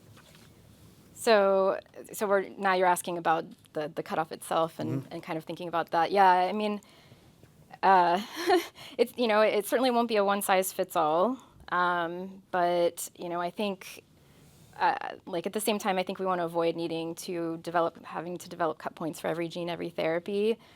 So I mean, I would love to hear from others about if we can consider generalizing. Where can we consider generalizing? An initial thought would be maybe having a cut point for therapies targeting rod dysfunction versus a different cut point for therapies targeting cone dysfunction. And I think Art also made the point that, therapies targeting improvement versus slowing or stopping progression, I think maybe another place to differentiate. But I'd love to hear from other panelists and audience members about how to generalize. Yeah. Any thoughts, Jean and Tieran, on that front? I'd just like to add a comment about the patient-reported outcomes regarding children. Our experience with the Luxturna clinical trial shows that children, once their vision is improved, they just adapt to it and they take it for granted. Whereas it's the parents who really see and remember the difference before and after. And so I think patient-reported outcomes for pediatric population should include questionnaires given to the parents or caregivers. Yeah, thanks. I agree. Sorry, go ahead. Oh, Tieran, I was going to ask you could either expand on the point Jean just made, or maybe where it's a good place to kind of draw some lines when it comes to that threshold value. Yeah, absolutely. And I think I agree with what Allison said, that these diseases that we look at are really based on retinal dysfunction, whether it's the rods, and we know that even in rod cone degenerations, once the rods are severely affected, then the cones get affected. So saying that for a certain disease like H2A, I think it's really important to know if the signal that, that Art also mentioned is coming either from the rods or the cones, and your thresholds will be different. It's like what you said, I think it's what was initially said by Dr. Boyd, that in ultra low vision patients, it has to be different, right? So I think that concept holds with this test as well.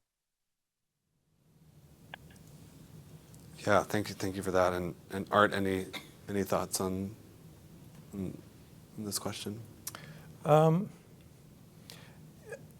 Well, I mean, in terms of the young pediatrics and FST, just one further thought is that on one side, you want a regimented type of a way of presenting the lights, sequencing the lights, and analyzing. On the other side, there is a huge literature on young kids during development for things related to sports. That is whether their ability to hit the baseball bat, etc.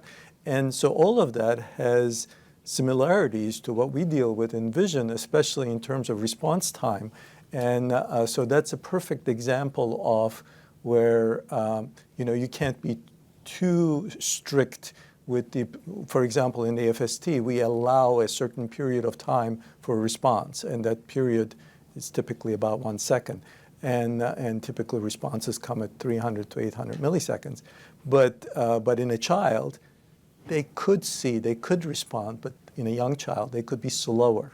So how do you deal with those kinds of how the sausage is made kind of thoughts becomes relevant as either the disease becomes different than the usual or the age becomes different and the details start making a difference. Yeah, no, and speaking of those details, I think I want to drill back down into, Alice, what you kind of proposed or overviewed as some of those potential anchor points, and maybe you can elaborate on sort of what you could be looking for in terms of regulatory flexibility. Sure. I mean, I think for me, one of the big questions is the how to determine the right cut point. And as I said in my presentation, our team spent a lot of time trying to understand the FDA guidance document that lays out some of those principles and specifically recommends that anchor approach. And I'd love to hear from some of the FDA folks about whether an MCID, that type of method that I showed in these examples, would be something that they would be open to, as well as what type of anchor. The patient global impression is the one that's really featured in the guidance, but could we use PROs and performance-based tests as an anchor to demonstrate a cut point for a meaningful change in FST? Yeah, and Bill, happy to have you. I think my short answer is we would be happy to listen, and I would recommend that. At least regarding drugs, we'd be happy to speak in person. We'd be happy to do it virtually. I would not recommend in writing because, but in person or virtually, we'd be happy to do that and happy to discuss exactly what you're talking about, because I think a lot of times the devil's in the details and we don't want someone to be misled. And I thought your presentation was excellent. And there was a lot of information in there that I guess I can say this, that I don't frequently get that level of detail from everyone, and that's very useful. So we're happy to talk. Okay. And Heidi, anything else to add from the FDA? Just to echo Bill's comments and to commend Allison on really a beautiful presentation and summary of what you have so far, as far as the devil in the details of analysis, approaches, and whatnot that requires a lot of input from measurement experts and statisticians. It's a heavy lift, but we're certainly eager and open to engagement around it. So appreciate all the efforts there. And then, Jean, I know it was for a different, not FST specific, but maybe you can kind of share what worked really well in the course of interactions that you had with FDA when it came to kind of the Luxturna development program. Well, first I'd like to say we are entirely indebted to the FDA for their guidance. We had a number of different discussions early on in terms of developing primary and secondary outcome measures, and For example, we had suggested pupillometry, which we thought was really robust because we got it's something a patient can't control and can compare one eye with the other. And we learned that that wasn't going to work because people don't care about their pupillary light reflexes.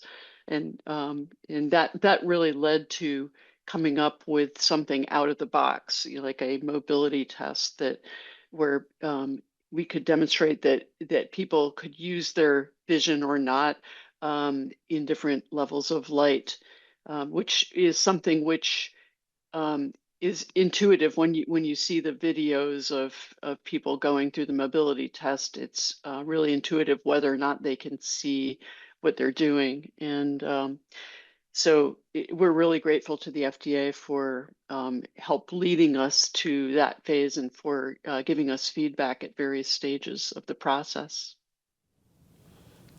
Yeah, thank you for that. And I think one of the themes taking away from this particular session is, needing to kind of capture new information and making that information really count, making every data point count, especially for, individuals living with these rare diseases, but how to kind of balance doing that to, validate sort of a novel endpoint against the need to correlate with an existing, well understood endpoint. And Art, maybe you have some thoughts there. I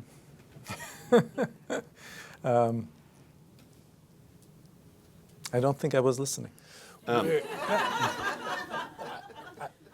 don't think we would require a direct correlation of that type if it's an unusual endpoint. It's just a way for us to try to understand the relevance to the patient.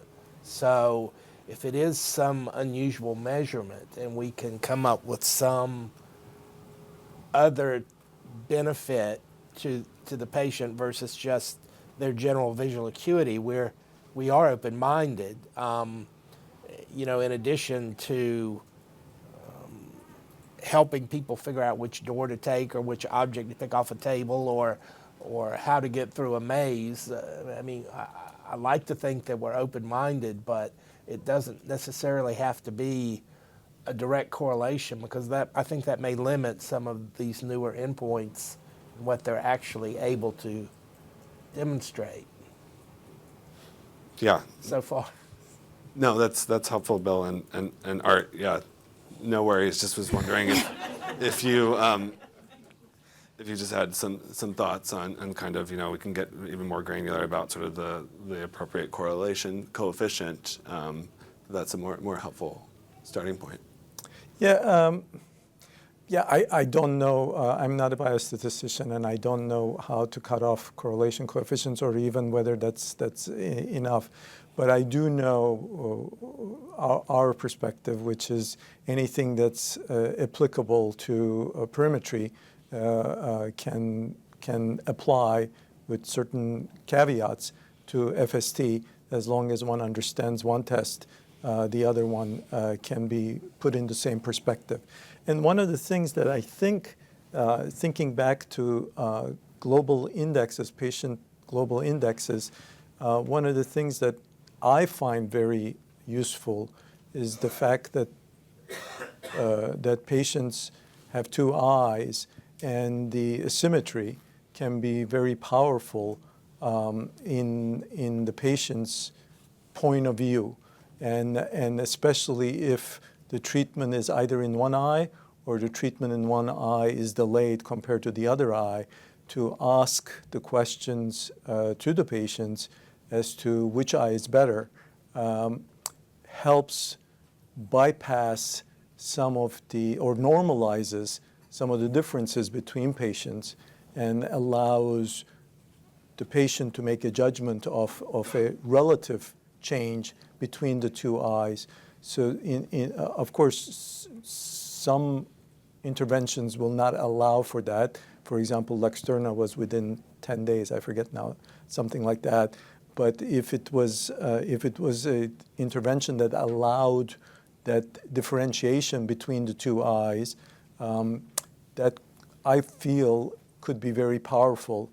And at least in our anecdotal experience with real patients, it almost always goes with the FST perimetry or whatever or pupillometry, as Jean mentioned, whatever you throw at them. It usually, when there is a real effect, they all go kind of together. Yeah, thanks for that. And fair point about not having the statistical perspective on the panel. But Allison, maybe if you have thoughts on kind of the correlation coefficient, acknowledging what you've already presented so far. So, I mean, I guess I would ask FDA folks about that one too, because my understanding is that if we're talking about the, deciding if it's clinically meaningful, that it's not the correlation is not enough, and that it's really defining how much change is meaningful, how much change in FST, and how to draw that cut point. So that's kind of the lesson learned that I think I've had as I've been kind of thinking about all of this. Well, I think the higher the better. I won't state the obvious. I mean, it's a 0.7, 0.8, 0.9. I mean, we're not going to have a huge discussion. Lower than that, I mean, we've had companies discuss with us that they thought that 0.3 was demonstrable correlation, and we disagreed. But that's something else we discuss. But there comes a point where it appears you're showing something, and I think you know it when you see it, but 7, 8, 9, et cetera, less than that, we start to look at the rest of the information, but I'm not a statistician. That's the disclaimer. Heidi, any other thoughts from the FDA lens? Nothing to add to Ul's comments, thanks. Well, then maybe just on that note about kind of the methodological considerations for assessment of FST, and noting that Allison, you gave an overview of a lot of these points in your presentation, but didn't know if you had anything else to kind of expand upon on what you might be looking for. I mean, I guess the one thing I didn't mention before that I've also been thinking about, and is kind of a newer lesson learned or realization as I really study the guidance, is that one of the things FDA is looking for when you're selecting your anchor and defining or justifying, I guess, how much change on the anchor is meaningful, and sort of so that's where I've been thinking, kind of struggling more recently, and trying to think about how to justify that, and would love to hear from FDA. I know one approach might be to just ask the patient directly, is this much change on whatever it is that you're using as your anchor? Is that meaningful? But is there sometimes pragmatic or expert judgment that can come into play as well for trying to make a determination of how much change on your anchor is meaningful? I guess in a general sense, we wouldn't have any objection to asking the patient their opinion on a topic like that. And I think the closer we get to their opinion, the better off we are, because I want to know what they think they're losing or they're missing, or what their fears are, or et cetera. And I think the closer we get to that, the better off we are. So I think your point's well taken, and that's reasonable to approach them and get that kind of information as closely as you can. If I'm understanding your question correctly, yes. Okay, yeah, that's part of it, and I think my understanding is that maybe that's even sort of the ideal approach, and so I was wondering if pragmatic or expert judgment may also come into play.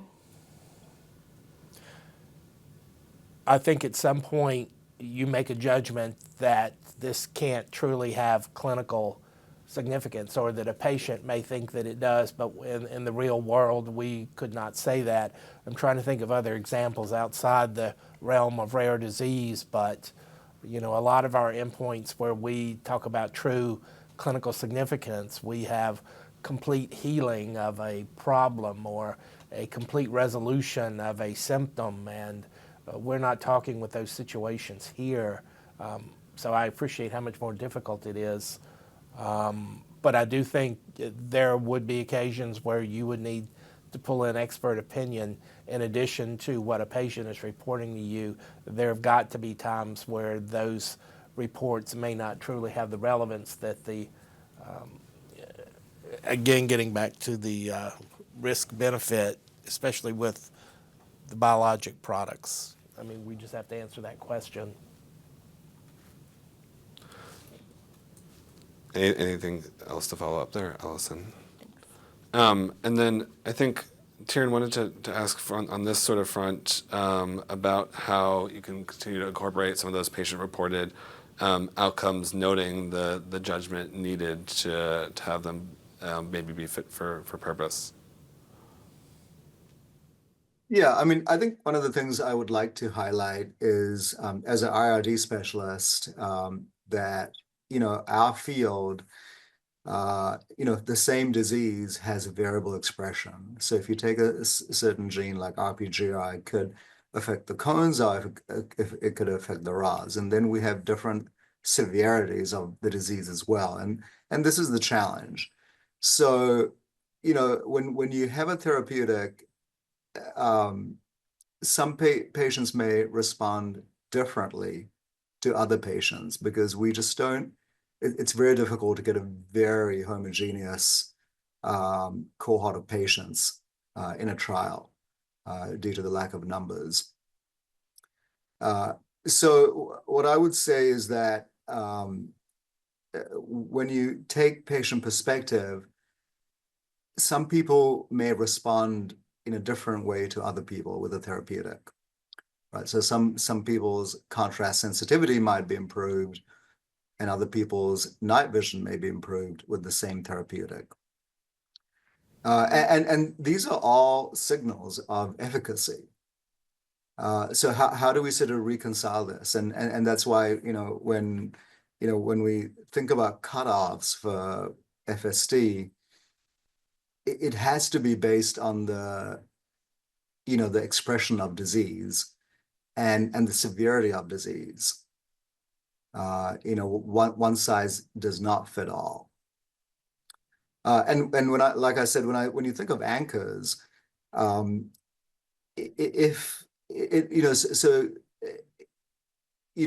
PROs really measure latent traits. All these, tests are different. So there is no perfect anchor for any test. But if there was a perfect anchor, then one test is redundant. You would just use the other test. So I think this anchor-based method, sounds wonderful, but, has that limitation. Yeah, thank you for that. And Allison, I didn't know if you had anything to kind of add on putting that heterogeneity spin on what we kind of talked about earlier.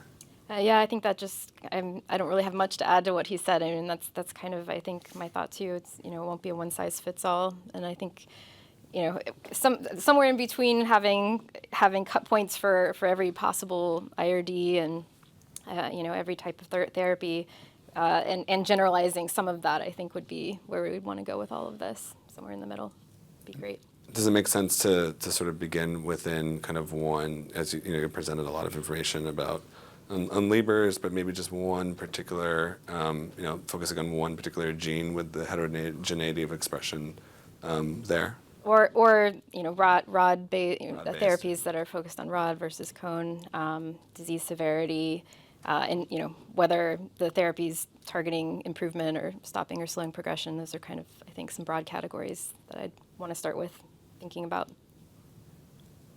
Yeah, no, absolutely. Well, I would encourage the audience to continue asking any questions through the Slido link as we kind of wrap up towards the end of this particular session. But with a few minutes left, maybe good to just kind of do a nice little round robin on what kind of you thought about the key takeaways or something you kind of learned from sort of this opening set of presentations. And Jean, maybe I'll start with you. Certainly. Well, I'm still thinking about the question you just asked, Allison, regarding endpoints and the whole idea of one size fitting all, which it's not going to do. But I like the idea of generalizing a group of diseases such as a rod-mediated disease, and thinking, like as an example, for FST, correlating MLNT with FST and virtual reality tests. Clearly the MLMT has a floor effect, whereas using something like the FST or a virtual reality test, one has a much wider um, uh, level of luminance that one can explore. I think we have conservative guidelines now from the Luxturna trials, and Allison showed some of that data, which indicates that like maybe a level of indicating change might be on the order of 10 to 13 lux. I can't remember the exact numbers, but I think if we then incorporate FSTs or the virtual reality outcome measures to overcome that floor effect, we can whittle that down and maybe come up with something that would be more reasonable for a number of different rod-mediated retinal degenerations. Just putting that out there. Yeah, helpful to think about that as a next step. Art, any ideas you're taking with you before we break for lunch? Yeah, just following up on what Jean said, just remember that rods, night vision functions over a very large range, and in general, it will take bigger steps to allow the person to recognize changes. Cone vision, day vision, especially foveal vision, is much more sensitive over very small changes, and they will be aware of changes happening that are much smaller criterion, and it's important to differentiate those two and not have a large criterion eventually decided that is completely ignoring cone changes that are very apparent to patients in the central vision. And Allison, anything? I'll just say I think it's great that FDA and Duke-Margolis have convened this group to talk about this, and it's great to hear that FDA is open to some of these ideas in terms of how. I think that's one of the big questions I had is the how to demonstrate that cut point for clinical meaningfulness, and some of these ideas for how that approach might work. And yeah, I think continuing to think about where to be specific versus generalizing, I think will be a takeaway for me. Yeah, and then Tieran, anything else from your end? Yeah, I would just like to echo Allison's comments. Very thankful for the FDA to be open to this discussion. The sadness for me and for clinicians and researchers is that when you hear of stories of patients improving with a therapeutic, but yet we're unable to demonstrate efficacy from our standard measures. I think that is, we just feel very sad at that point. And this is the challenge in our field of IRDs. So we have to be open to thinking of new ways and be flexible in our approach to assessing efficacy. Yeah, absolutely. And then Bill or Heidi, any last words? We enjoyed the presentations, and we appreciate the opportunity to have spoken with you today. Yeah, I was just going to say that I really appreciate the thoughts around thinking about structure and function and what can be expected based on the photoreceptors involved, right, in the disease, the mechanism of action of the product or drug, and really thinking about that in a sort of in a comprehensive way. I also really appreciate the challenges around interpreting the patient focused drug development guidance, particularly in the rare disease population. That's raised a lot of questions for me, and I think is an additional area to do some exploration for sure. Well, a good note to end on with more work to do. Thank you to all of our panelists, both here and virtually, for starting us off with such a great conversation this morning.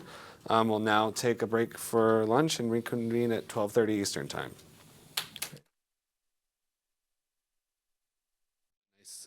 lunch break. We're looking to build off of the conversations and presentations from this morning with session 2, and I will pass it to my colleague from the Duke University Medical Center, Nora Ladd, to take us away for session 2.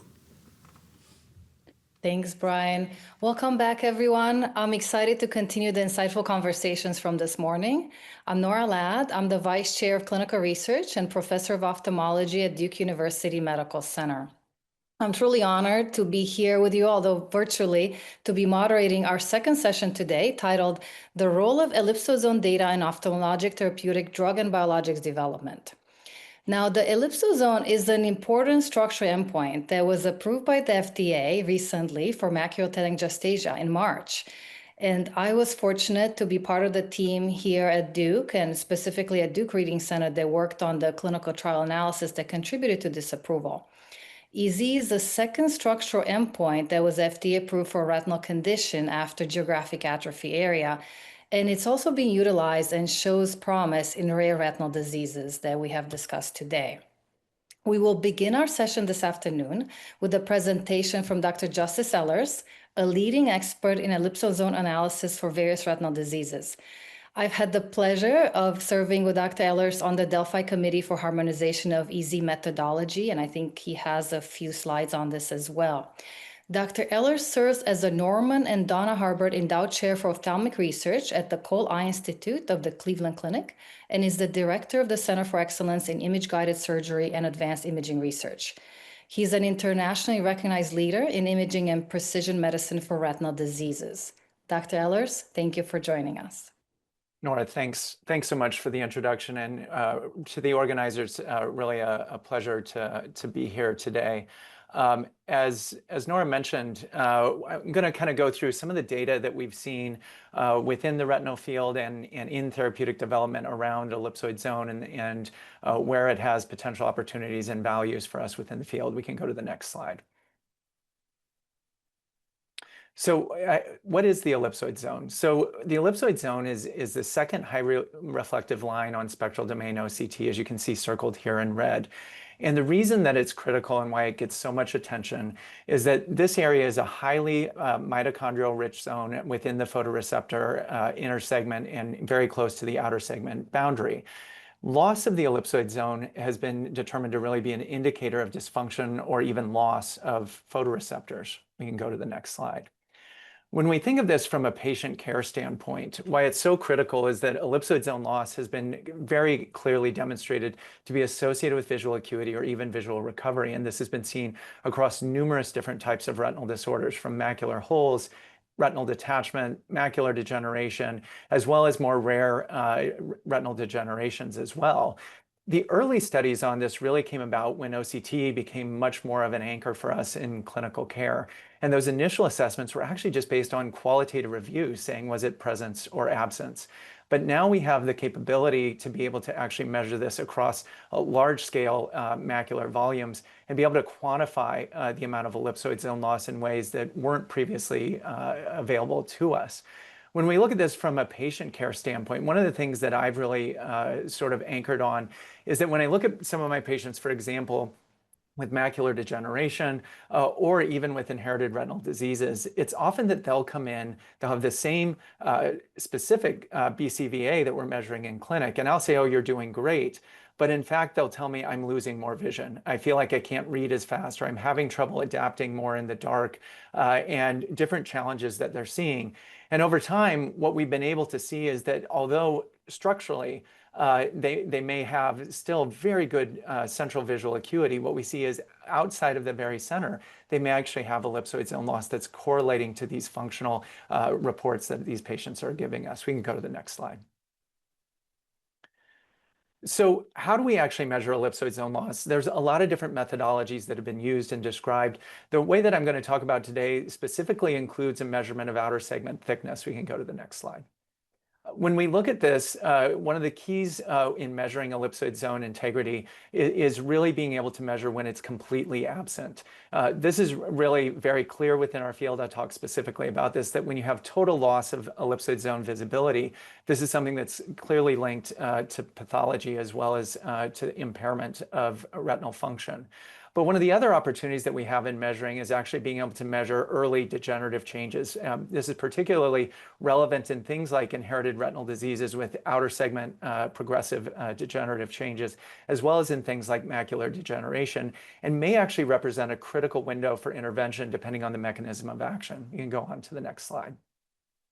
So when we look at the outer segment thickness measurements, this is really the current predominant approach that's utilized in current clinical trials. It allows, importantly, for this presence or absence measurement of total ellipsoid zone loss, but it also provides the opportunity for continuous scale measures across the macula, looking at specific outer segment thinning or outer segment loss. And it, again, is particularly useful in outer retinal degenerative diseases or even in drug toxicity. I'm going to show an example here next. We can go on to the next slide. Plaquenil toxicity or hydroxychloroquine toxicity is something that our field struggles to detect in early stages. It's often evaluated by frontline eye care providers, comprehensive ophthalmologists, as well as optometrists.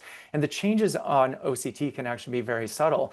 The very earliest of changes is this thinning of the outer segment that we can see in a collapse of the ellipsoid zone to RPE distance. And we see here in these en-face maps the areas of damage related to Plaquenil here highlighted in pink as well as in blue, and progression that occurs in the enlargement of that area over the course of 4 years. We can go on to the next slide. So can we actually measure this? This is a critical piece for a clinical trial endpoint. We can go on to the next slide.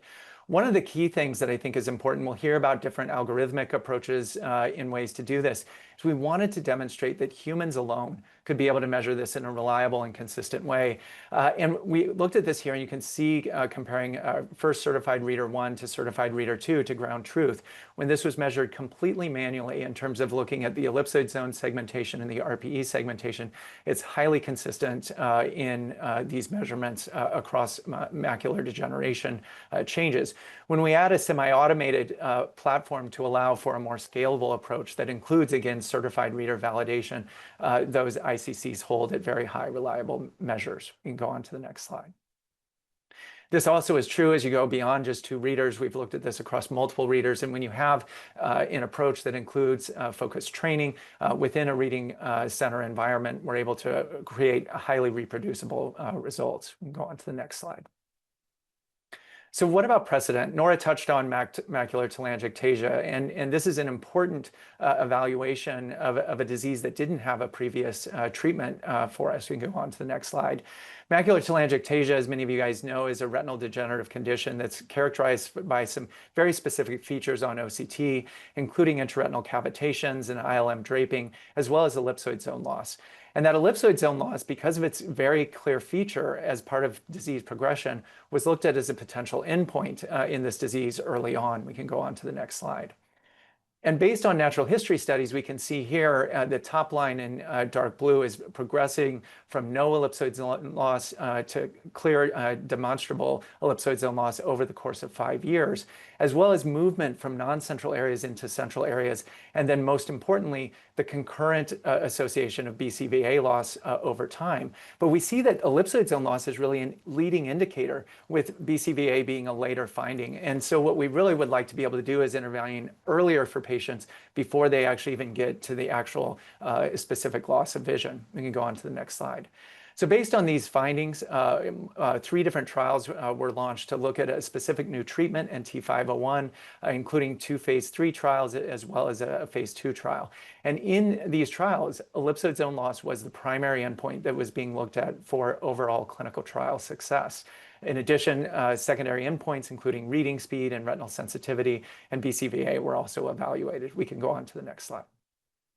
And what we see here is that overall, in looking at these trials, NT501 demonstrated a 36% reduction in photoreceptor loss as measured by EZ area loss over the course of 24 months. And it was this finding, as well as the additional findings and results within the clinical trials, that led to the overall approval of NT501 for our first treatment available to us in the retina field for macular telangiectasia earlier this year. We can go on to the next slide. In addition, and importantly, not only in preventing ellipsoid zone loss, there was reduction in changes in reading speed with treatment that corresponded to the ellipsoid zone loss. And if we go on to the next slide, we see also protection related to retinal sensitivity that was noted as well within the clinical trials. We can go on to the next slide. So overall, based on these results, NT501 was determined to have both anatomic and visual function benefits, and as I mentioned, ultimately leading to the overall approval within the United States here for NT501 for the treatment of macular telangiectasia. We can go on to the next slide.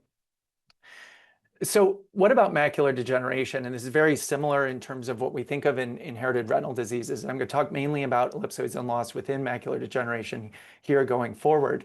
One of the key things is really looking at expert consensus. This is a relatively new area. Discussions that are being had that weren't previously being looked at because we didn't have the availability of this technology to be able to do this. As Nora mentioned, we could go on to the next slide here.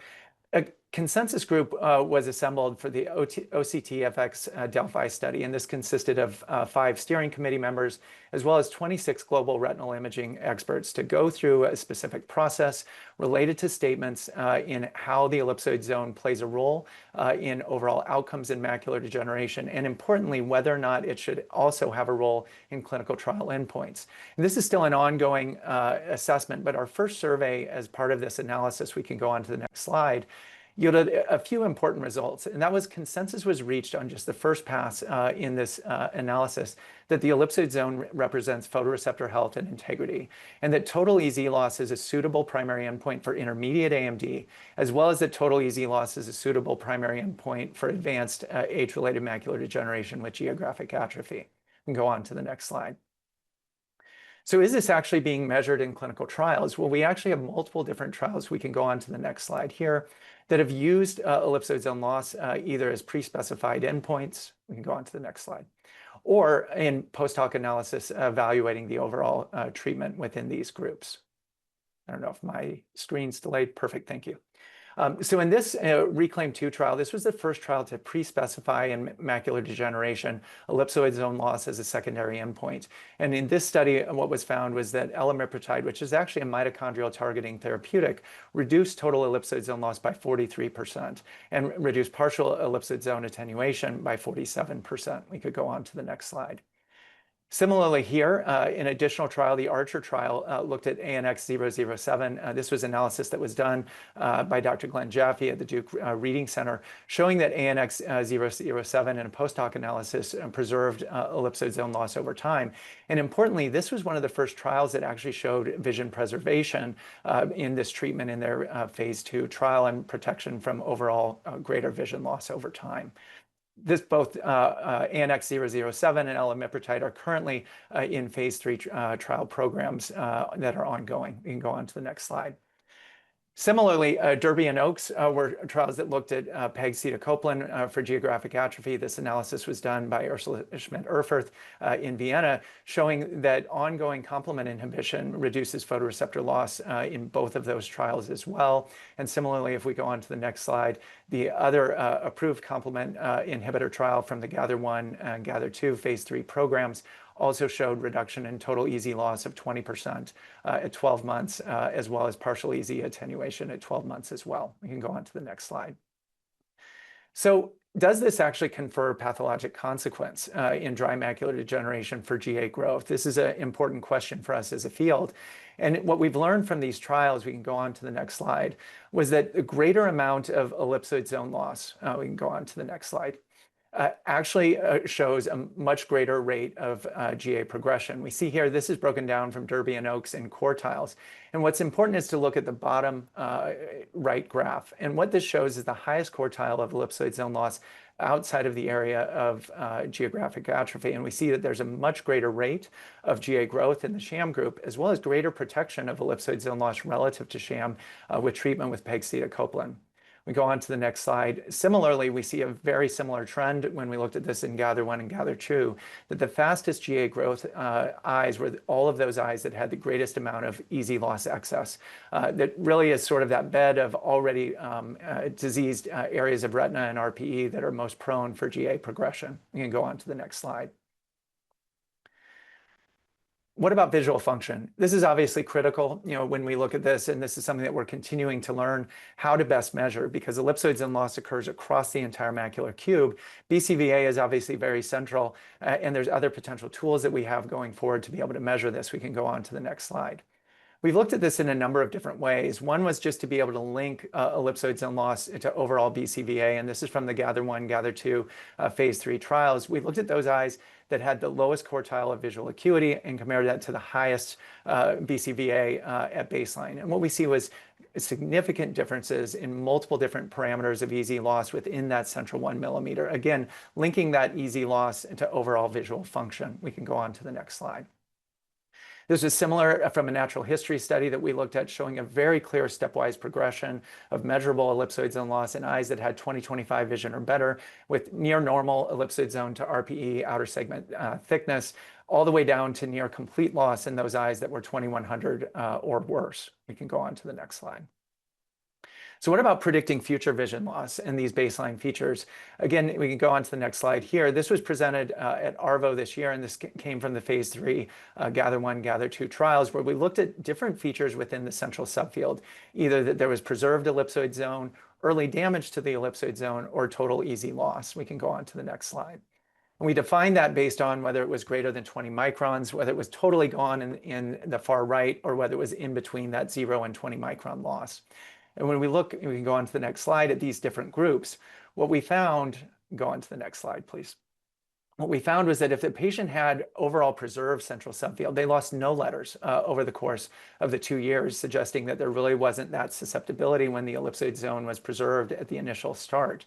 Whereas when we look at, we can go on to the next slide, when we look at those eyes that have compromised ellipsoid zone, we see that there's actually an 8-letter loss. This is in the sham group over the course of 2 years. And we look at those eyes that have total ellipsoid zone loss here in the next slide. We see very similar patterns with a nearly 9-letter loss as noted here. We can go on to the next slide. So that degree of thinning really can help us identify those eyes at greatest risk of future vision loss and may identify those eyes that may be most prone to benefit from specific treatment as well. We can go on to the next slide. One of the other questions is what happens as patients lose vision? And we can go ahead and click forward to just build this out. We saw that those eyes that went on to lose vision in the GATHER1 and GATHER2 trials, those were the eyes that overall maintained the best EZ structure. So they had much lower ellipsoid zone loss over time compared to those eyes that were losing vision. Having this correspond not only with a greater proportion of ellipsoid zone loss, as you can see here, with nearly 90% loss in that central subfield in those eyes that had 15-letter loss or more, but also they had that overall more prone and more at-risk area there with a much thinner baseline outer segment measurement. We can go on to the next slide. What about intermediate macular degeneration? I'm going to touch just briefly on this. This is also an area of great interest within the field. We can go to the next slide. One of the big questions is how to handle drusen. This is from a natural history study. We see the drusen map here showing in green and the ellipsoid zone integrity map there right immediately next to that in the third column. We see very minimal ellipsoid zone loss and overall no progression over the course of 2 years. Whereas if we go on to the next slide, we see an eye that has similar drusen volume, but a much more dramatic impact on ellipsoid zone loss highlighted there in blue and pink. And over the course of 2 years, we see progression to geographic atrophy and more widespread ellipsoid zone loss over time. We go on to the next slide. When we looked at this and identified what are the things that are most at risk for progressing to geographic atrophy across multiple different biomarkers, ellipsoid zone parameters are really what stuck out the most, particularly at looking at 2-year progression risk. We can go on to the next slide. What about drusen and EZ loss? This has been a big question, and one of the things we wanted to look at was actually volume matching to see how that impacts the overall outcomes. We can go on to the next slide. And in this analysis, what we found was that when we matched the volumes for drusen, those eyes that went on to convert to GA at baseline had significantly greater ellipsoid zone loss that was able to be measurable and clearly different between those eyes that didn't go on to convert. We can go on to the next slide. Here we see some examples, very similar drusen volume, obviously some ellipsoid zone loss in the non-progressor, but larger in the GA progressor. If we build out this slide here and go forward, we see that over time, we see that there's progression of, but not only the ellipsoid zone loss, but also new geographic atrophy developing. We go on to the next slide. Another big question that we have, we can go forward, is what happens when drusen go away? And what does it mean when drusen go away? Is the ellipsoid zone coming back or is it not? And so we wanted to look at this as well in terms of the reliability of ellipsoid zone loss as a signal.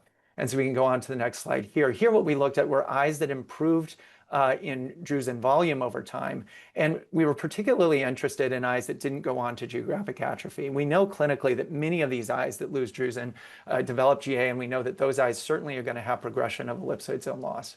When we look at this, we saw 101 eyes with intermediate AMD, and in 45 of those eyes that ultimately reduced in volume developed all worsening with ellipsoid zone loss and ultimately GA progression. So it's 56 eyes that didn't develop GA that we were particularly interested in. We can go on to the next slide.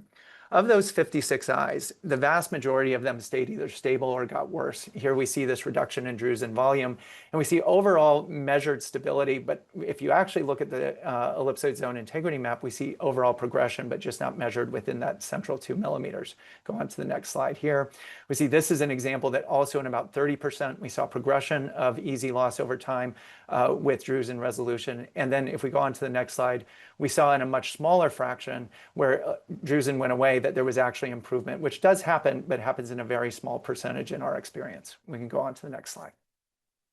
So one of the important things as we look at this is how do we look at nomenclature and terminology? We can go on to the next slide. And this is part of what Nora alluded to in terms of the Delphi opportunity. It's been a challenge within our field because it's changed terminology from the ISOS to the ellipsoid zone. We can click here. The measurement process is feasible and consistent and can be looked at in different ways, particularly looking at the presence or absence of the ellipsoid zone band. And ellipsoid zone loss may represent different specific pathophysiologic mechanisms, whether it's mitochondrial disruption, outer segment loss, or, for example, inflammation. We can go on to the next slide. And that mechanism may vary based on the disease, whether it's inherited retinal disease, drug toxicity, inflammation, macular degeneration. You can go on to the next slide. But regardless of that terminology, the directionality of what we've seen in terms of ellipsoid loss across retinal disease is that it's consistent and consequential for our patients, and we want to continue to build that scientific understanding in how we can better characterize disease and measure our therapeutics that are coming forward. So in conclusion, ellipsoid zone integrity as measured with multiple approaches really appears to be a promising feature, not only for dry macular degeneration, but could be used for risk stratification and prognostication in multiple different retinal diseases. We can go forward. That change in slope for total EZ attenuation is currently being leveraged as a primary endpoint in an ongoing phase 3 trial, as I mentioned, and is actively being evaluated in multiple different GA and intermediate AMD trials. The structure-function link is something that we continue to work on, and more data is becoming available of the importance of that link, not only to BCVA or low luminance visual acuity, but also with microperimetry. And as mentioned, this really looks to be an important opportunity for us for an endpoint for therapeutic impact for numerous retinal diseases going forward. Again, I want to thank the opportunity, the organizers for the opportunity to be here and really looking forward to the discussion. Thank you. Thank you, Justice. This was a beautiful and comprehensive presentation. I think there are a lot of salient points for our panelists to build on during the upcoming discussion. Before we get going, a couple points. There's a reminder for the audience. The slides will be posted on the Duke-Margolis website, and I understand that's healthpolicy.duke.edu, so you do not have to take pictures and notes. It is tiring. We also had a question for you, Justice, before we start the panel on your presentation, a question from the audience. And this is, any reason why the Derby and Oaks trials seem to demonstrate a larger reduction in ellipsoid zone area loss versus Gather 1 and 2 trials? It's a really good question. And right now, we don't have a great way to compare. They were two different methodologies that were used for measuring it, and they're two different drugs. They're both in complement inhibition. There were also differences in GA reduction as well between the two trials. And so I think what would be ideal is to be able to compare the drugs head to head. And then I think we'd have a much better sense of that going forward. It will be interesting because there are trials that are ongoing that are going to be comparing to our complement inhibitors. And we'll be able to have a better sense of how that true therapeutic impact difference may result. Excellent. Thank you so much. On the questions, we encourage the audience to submit additional questions as you move through the panel, either on the presentation or on any of the questions during the discussion session. Next, I'd like to welcome the rest of our panelists to the stage or virtually. And as I introduce you, I'll ask those in person to head up to the stage, those participants virtually to come on camera, please.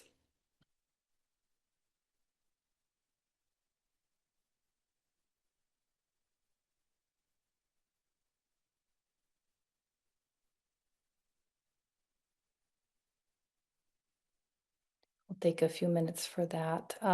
So I'll go ahead and start the introductions as this happens. First, I'd like to introduce Amita Domalpalli, Research Director at the Wisconsin Reading Center and Research Informatics Officer at the University of Wisconsin-Madison. Next, I'll welcome Rhea Lloyd, who's the clinical team leader of the Division of Ophthalmology in the Office of New Drugs at the Center for Drug Evaluation and Research at the FDA. It is also my pleasure to welcome Omer Trevitsky, Deputy Chair of Ophthalmology, Chief Medical Officer of the R&D Division, and Director of the Macula Center at Tel Aviv Medical Center. Dr. Trevitsky also chairs the AI Validation Committee of the International Retina Society and holds academic appointments in Israel and the United States. Finally, I'd like to welcome back Katerina Tsilou, rejoining us after providing opening remarks this morning. As a reminder for the audience, Dr. Tsilou is a clinical reviewer for gene and cell therapy ophthalmology trials at the Center for Biologics Evaluation and Research at the FDA. So now I think we're ready for our panel, and Dr. Ehlers will also join us in the discussion. I'll now invite our panelists to share brief opening remarks. Amita, would you please start us off? Thank you. Thank you for that wonderful talk before and all the introduction, and thank you to FDA and the Duke-Margolis for organizing this. This has been kind of coming out of our ears, everything for the last year or so. Ellipsoid zone has been all over the reading center, and we've been figuring out how best to deal with this, and this is a great time to discuss. So just as an introduction, I'm with the Wisconsin Reading Center, which is a core imaging lab for clinical trials. We participate in about 60 to 70 clinical trials per year, and my area of interest is endpoints for diabetic retinopathy, AMD, IRD, and in terms of segmentation, providing regulatory endpoints and things like that. Okay. Great. Thank you so much, Amita. Next, Omer, please. Thank you. Turn on my slides.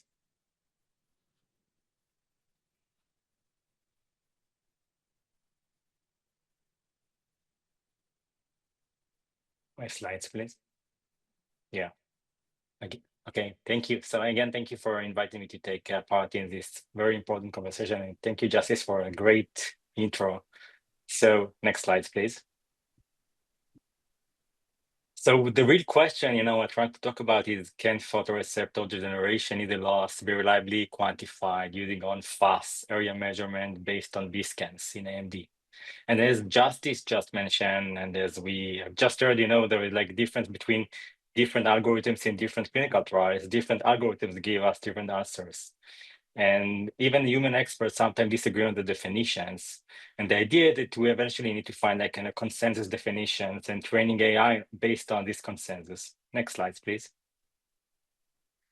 So basically, most of the studies that now using EZ as eligibility in clinical trials, that's not the same as like using it as an endpoint. As we know, as Justice mentioned, only the McTell study was actually approved based on EZ endpoint.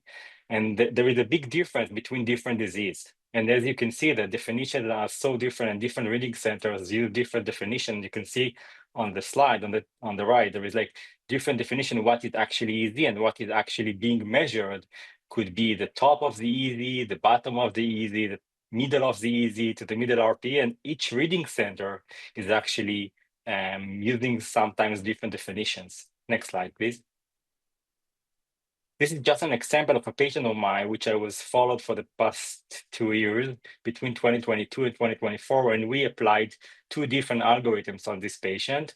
You can see to the right, the difference, the results of the 2 different algorithms. And eventually this patient had the intermediate AMD with drusen, which made more difficult, to measure easy, as Justice mentioned in his talk as well. And the patient had a regression of the drusen without causing any atrophy.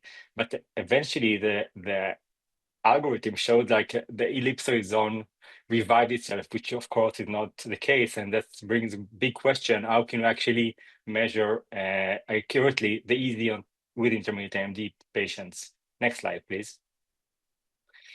So we are now under the AI validation committee under interest, coming with a trial called the CLEAR study, which is a community solution. And the idea is eventually to bring consensus layer evaluation for AI algorithmic reporting.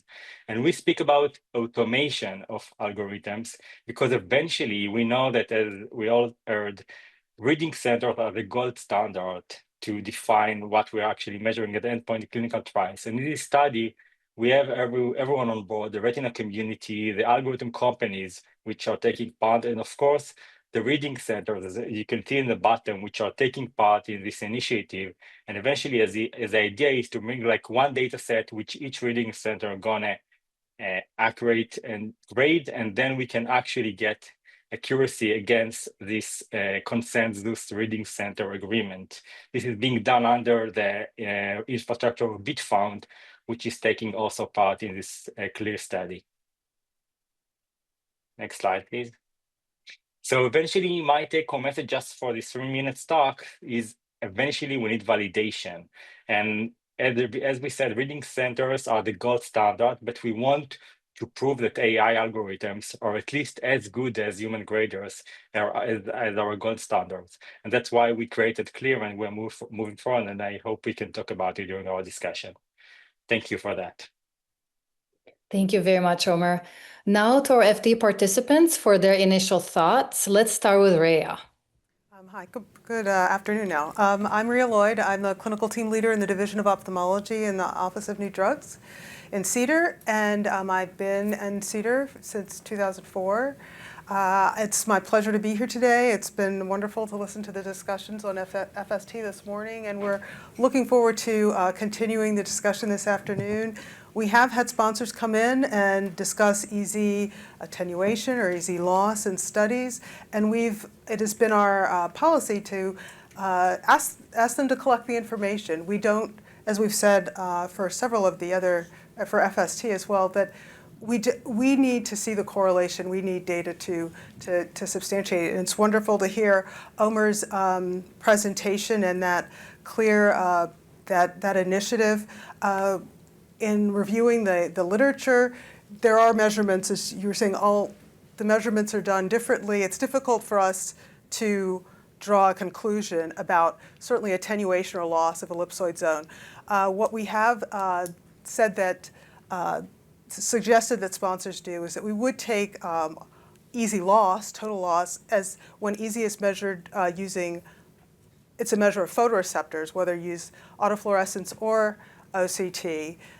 We'd like companies to collect that information because we have seen data also, preliminary data as was shown earlier, that looks like it could be promising, but we need the circle, to bring it all full circle with the complete data.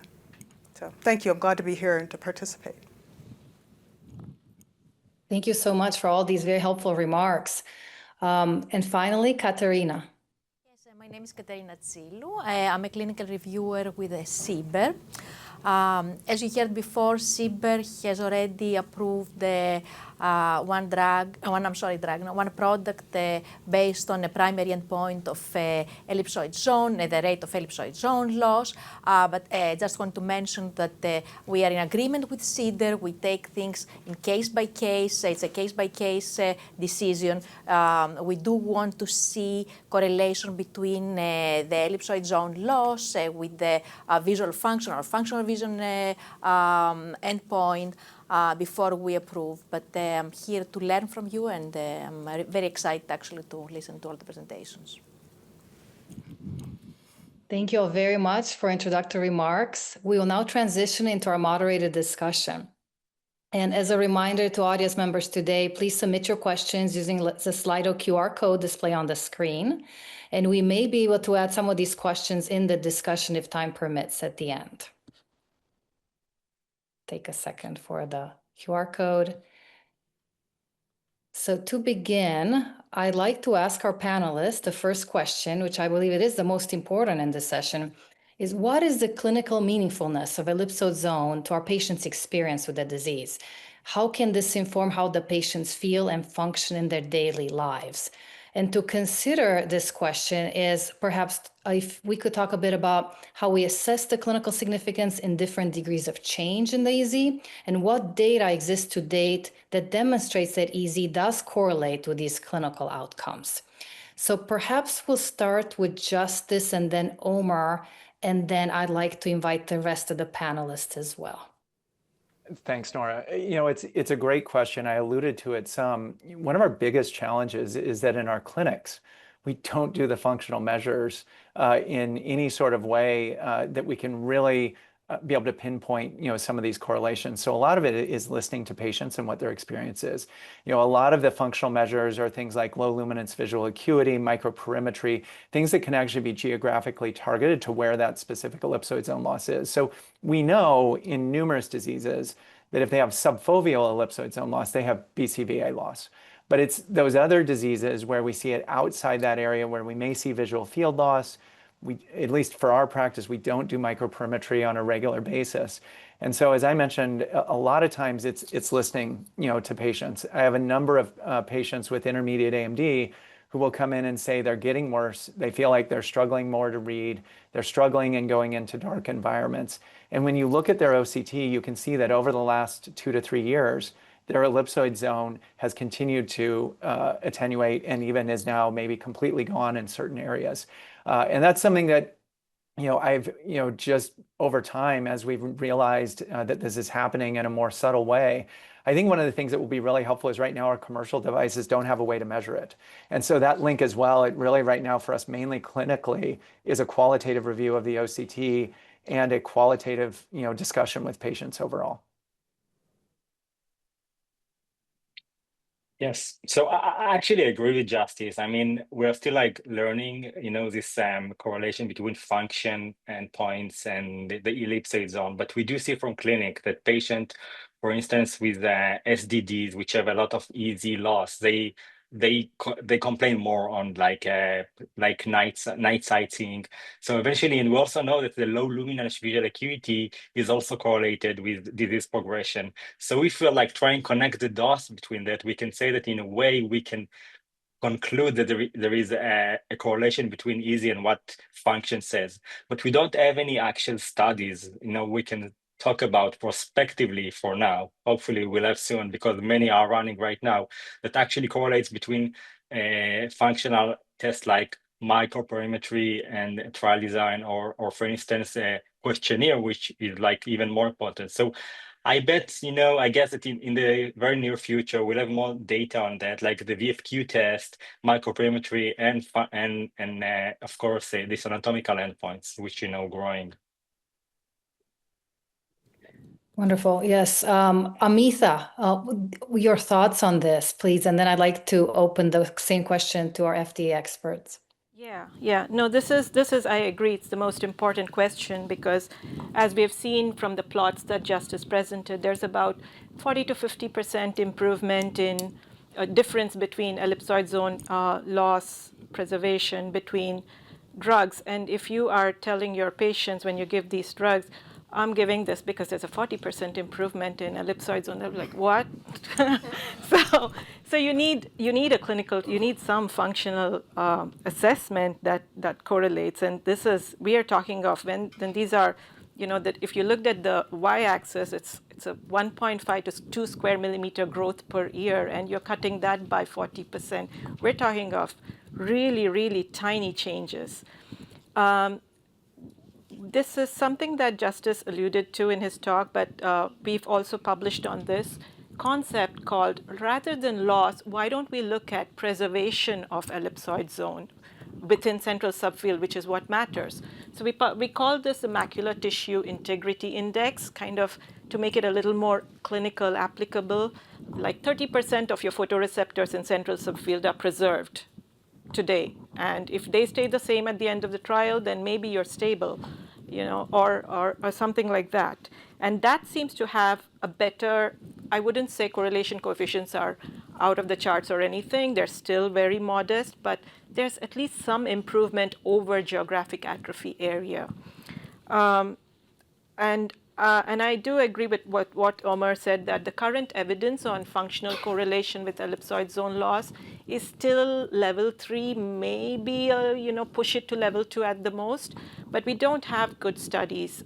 We have a grant that's just starting where we're going to look at every patient with GA and identify 5 points of loss, 5 points of attenuation, 5 points on absolutely normal, and do adaptive optics and microperimetry on those points per patient. So hopefully that'll give more information on what this stands. Before the FDA experts bring their remarks in after hearing the clinicians' opinions, I'd like to add mine as a medical retina specialist as well. So I do agree with what's been stated so far. I think it would be critically important, Rhea. I so agree that we need correlational analysis of structure and function. And I think the topographic ones, because the ellipsoid zone is a topographic measure, so those topographic measurements, as Omer stated, the microperimetry correlate of EZ, structure versus function, or virtual reality perimetry is a novel avenue of investigating the same thing with maybe lowered test repeatability would be the best way to go. At Duke, we've done some analyses in the phase 2 and 3 trials of the maculotelangiectasia, as I mentioned, and the RUSH-2 trials with FFB, and those are large-scale studies that I think will inform those two disease processes. But a lot of work remains to be done on structure function. Justice has done outstanding work on various stages of AMD on this. I think it's critically important. Rhea and Katerina, we would love to hear your thoughts. I'm in agreement with these points. I mean, I think that is since we certainly at CEDAR look to see clinically relevant changes in visual function, that we would like to use ellipsoid zone. If whenever the correlation with attenuation or the earliest signs or lesser signs of change, which interestingly, I'm not sure, I don't remember which presentation mentioned this, perhaps patients begin with a qualitative change in their vision, although it's not measurable. We just really need a correlation with function, and I know that qualitative probably, I'm not sure how that would ever be, how you'd ever substantiate that, but that would be our desire. And I appreciate the addition of like low luminance visual acuity or other measures of function or the microperimetry as well to correlate with those things with the UC zone. And we at CBER, we absolutely agree with CEDAR colleagues. It's very important for us to see some kind of correlation with the functional outcomes. For Encelto, we did see correlation with the microperimetry. And as I said before, it's case by case. We examine what you submit. I hear some encouraging things with BCVA here for dry AMD. I hear also the difficulties you report. But we're looking forward to receive your data and work with you in case by case. That's wonderful to hear. Thank you. The next question is very much connected to this, and that's on methodologic considerations regarding the assessment of ellipsoid zone to support a regulatory decision-making. What would be an appropriate correlation coefficient, for example? What data exists to support the sensitivity and specificity of an EZ-based endpoint? And that's for our experts that conduct research in this area. But perhaps I'll start this question on methodologic considerations to support regulatory decision-making with our FDA experts to hear your perspectives first. What would be needed? If you have spent time on correlation coefficients or any statistics related to the ideas we already discussed. I think, well, Dr. Boyd in the first session mentioned higher is better than lower. I'm not sure that we have a number in mind, again, not a statistician, but we would need to see a pretty strong correlation. We have seen in meetings data that shows a correlation mirrored in time, just a precursor, but we would need something that we could support and defend. Yeah, so we need a pretty strong, I think, correlation. Yeah, I agree with that as well. 0.9 possible. But anyway, the strongest, yes, the strongest, the best. And we understand that is a high bar. a high bar for a lot of these things. But other than loss, complete loss, perhaps. Tough in biology, but Yes. higher the better. We got it. So perhaps Omer and Amitha, you have nice research that might be directly relevant to data on this, on sensitivity, specificity, and methodologic considerations, and then justice, of course, as well. Sure, I can get I mean, to go started on ahead. the methodological considerations. Omer had alluded to this, that there are many ways you can do this ellipsoid zone measurement, and each measurement gives you a different perspective. They are similar, not the same. So, you know, the first question that was raised, why were gather and Apelles different? And, you know, maybe it's methodological differences. And there are many ways. Segmentation is what is commonly used. Segmentation assesses, goes up and down all the drues, which includes areas that you don't know what's happening, areas of artifacts, shadowing. So you get a lot of noise in the data. And if you saw some of the slides that Justice showed, you could see that sprinkling of drusen all around, which was beyond the GA, or the measurements just falling off the slide because it's so large that it's not included in our 6 millimeter square. So those are all issues. There are edge detection methods, which are just measuring only the area of loss, and that's about it. They don't focus on anything else. There are relative ellipsoid zone reflectivity measures, which is what MacuStar is using. Huge data set coming out of Europe with those measures. So there are many ways to do this, and where you draw the line is also important. So methodologically, there are many differences. MacTel and other IRDs, I would say in terms of, if you look at the spectrum of diseases causing variability in measurements, MacTel is probably one of the easy measurements. It's a good, I wouldn't say good disease, but it's a disease where you can measure pretty precisely because the ellipsoid zone loss is very well defined. Retinitis pigmentosa is probably the most difficult, where there's so much speckling, and AMD falls somewhere in between. So that's the spectrum that we have to deal with. So it's not just methods. There is this disease process. You can't just say because it works in MacTel, it's going to work in everything else.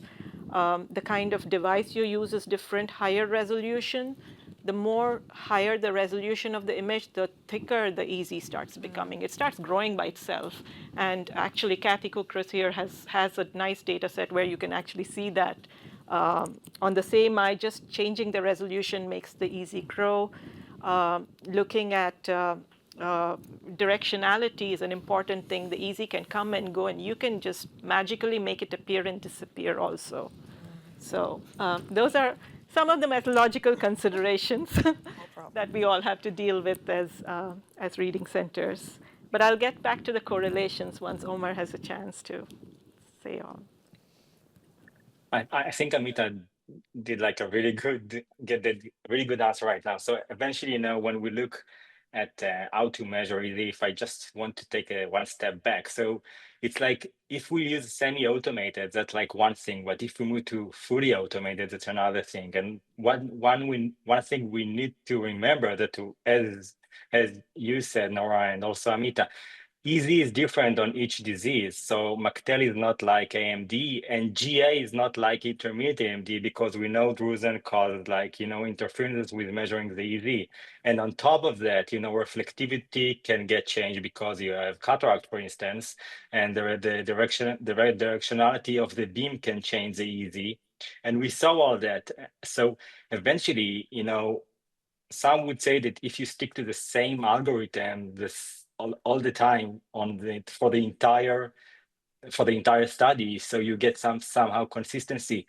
But even that, you know, we can somehow speculate because, you know, changes can make, like, for instance, we said cataract or any other change to the, you know, to the media that can cause changes to the EZ.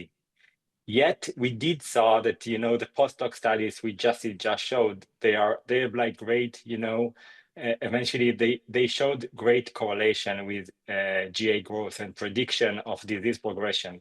We just need to find our way how to actually, you know, keep on measuring and get to the high reproducibility rate. And I think And one of the things that we hope to get in this consensus trial that we are trying to make in this CLEAR study, maybe we will get to the same consensus and the same on-fast map with those different algorithms, so those different methods, and we don't even know, it will just look the same because grading will be made different, but we'll get the same area measurement. So I hope that's going to be what it is, but we don't know yet. So we are still learning. Justice, your thoughts?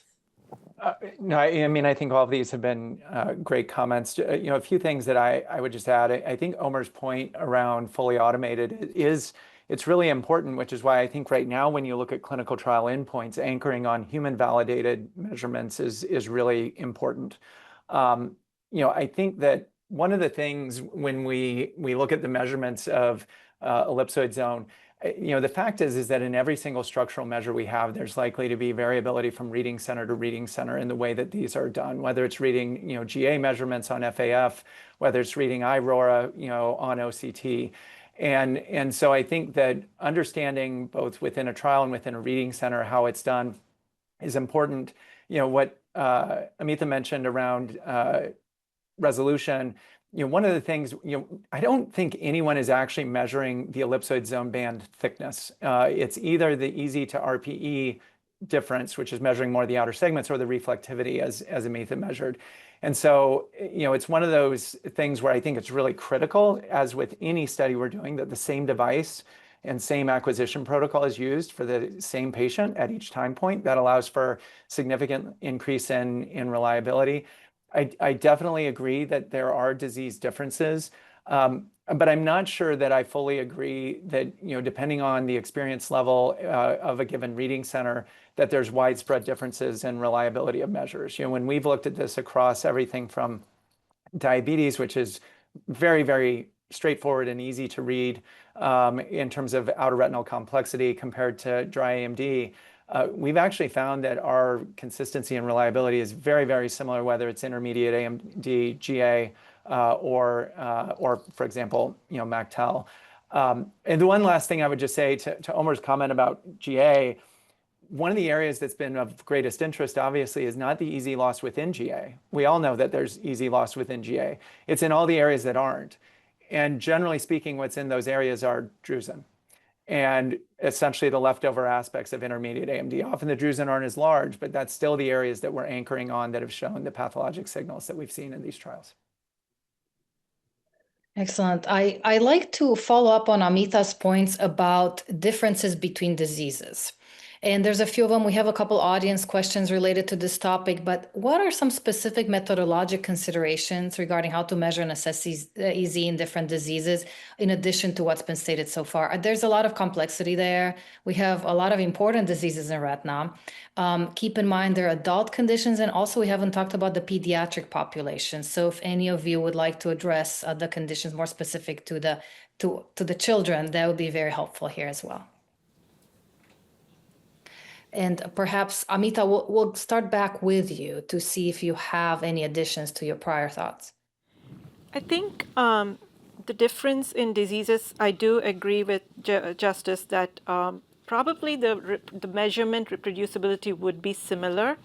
And why this matters is because, in general, I would say, without getting to any specific methodology, the variability on a measurement of like this is around 20% across diseases, across various methods. That would be kind of 20% difference between graders.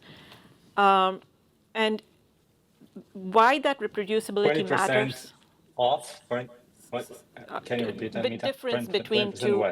Difference between two readers, or whether even if you give an AI-based method, having one grader and another grader do measurements.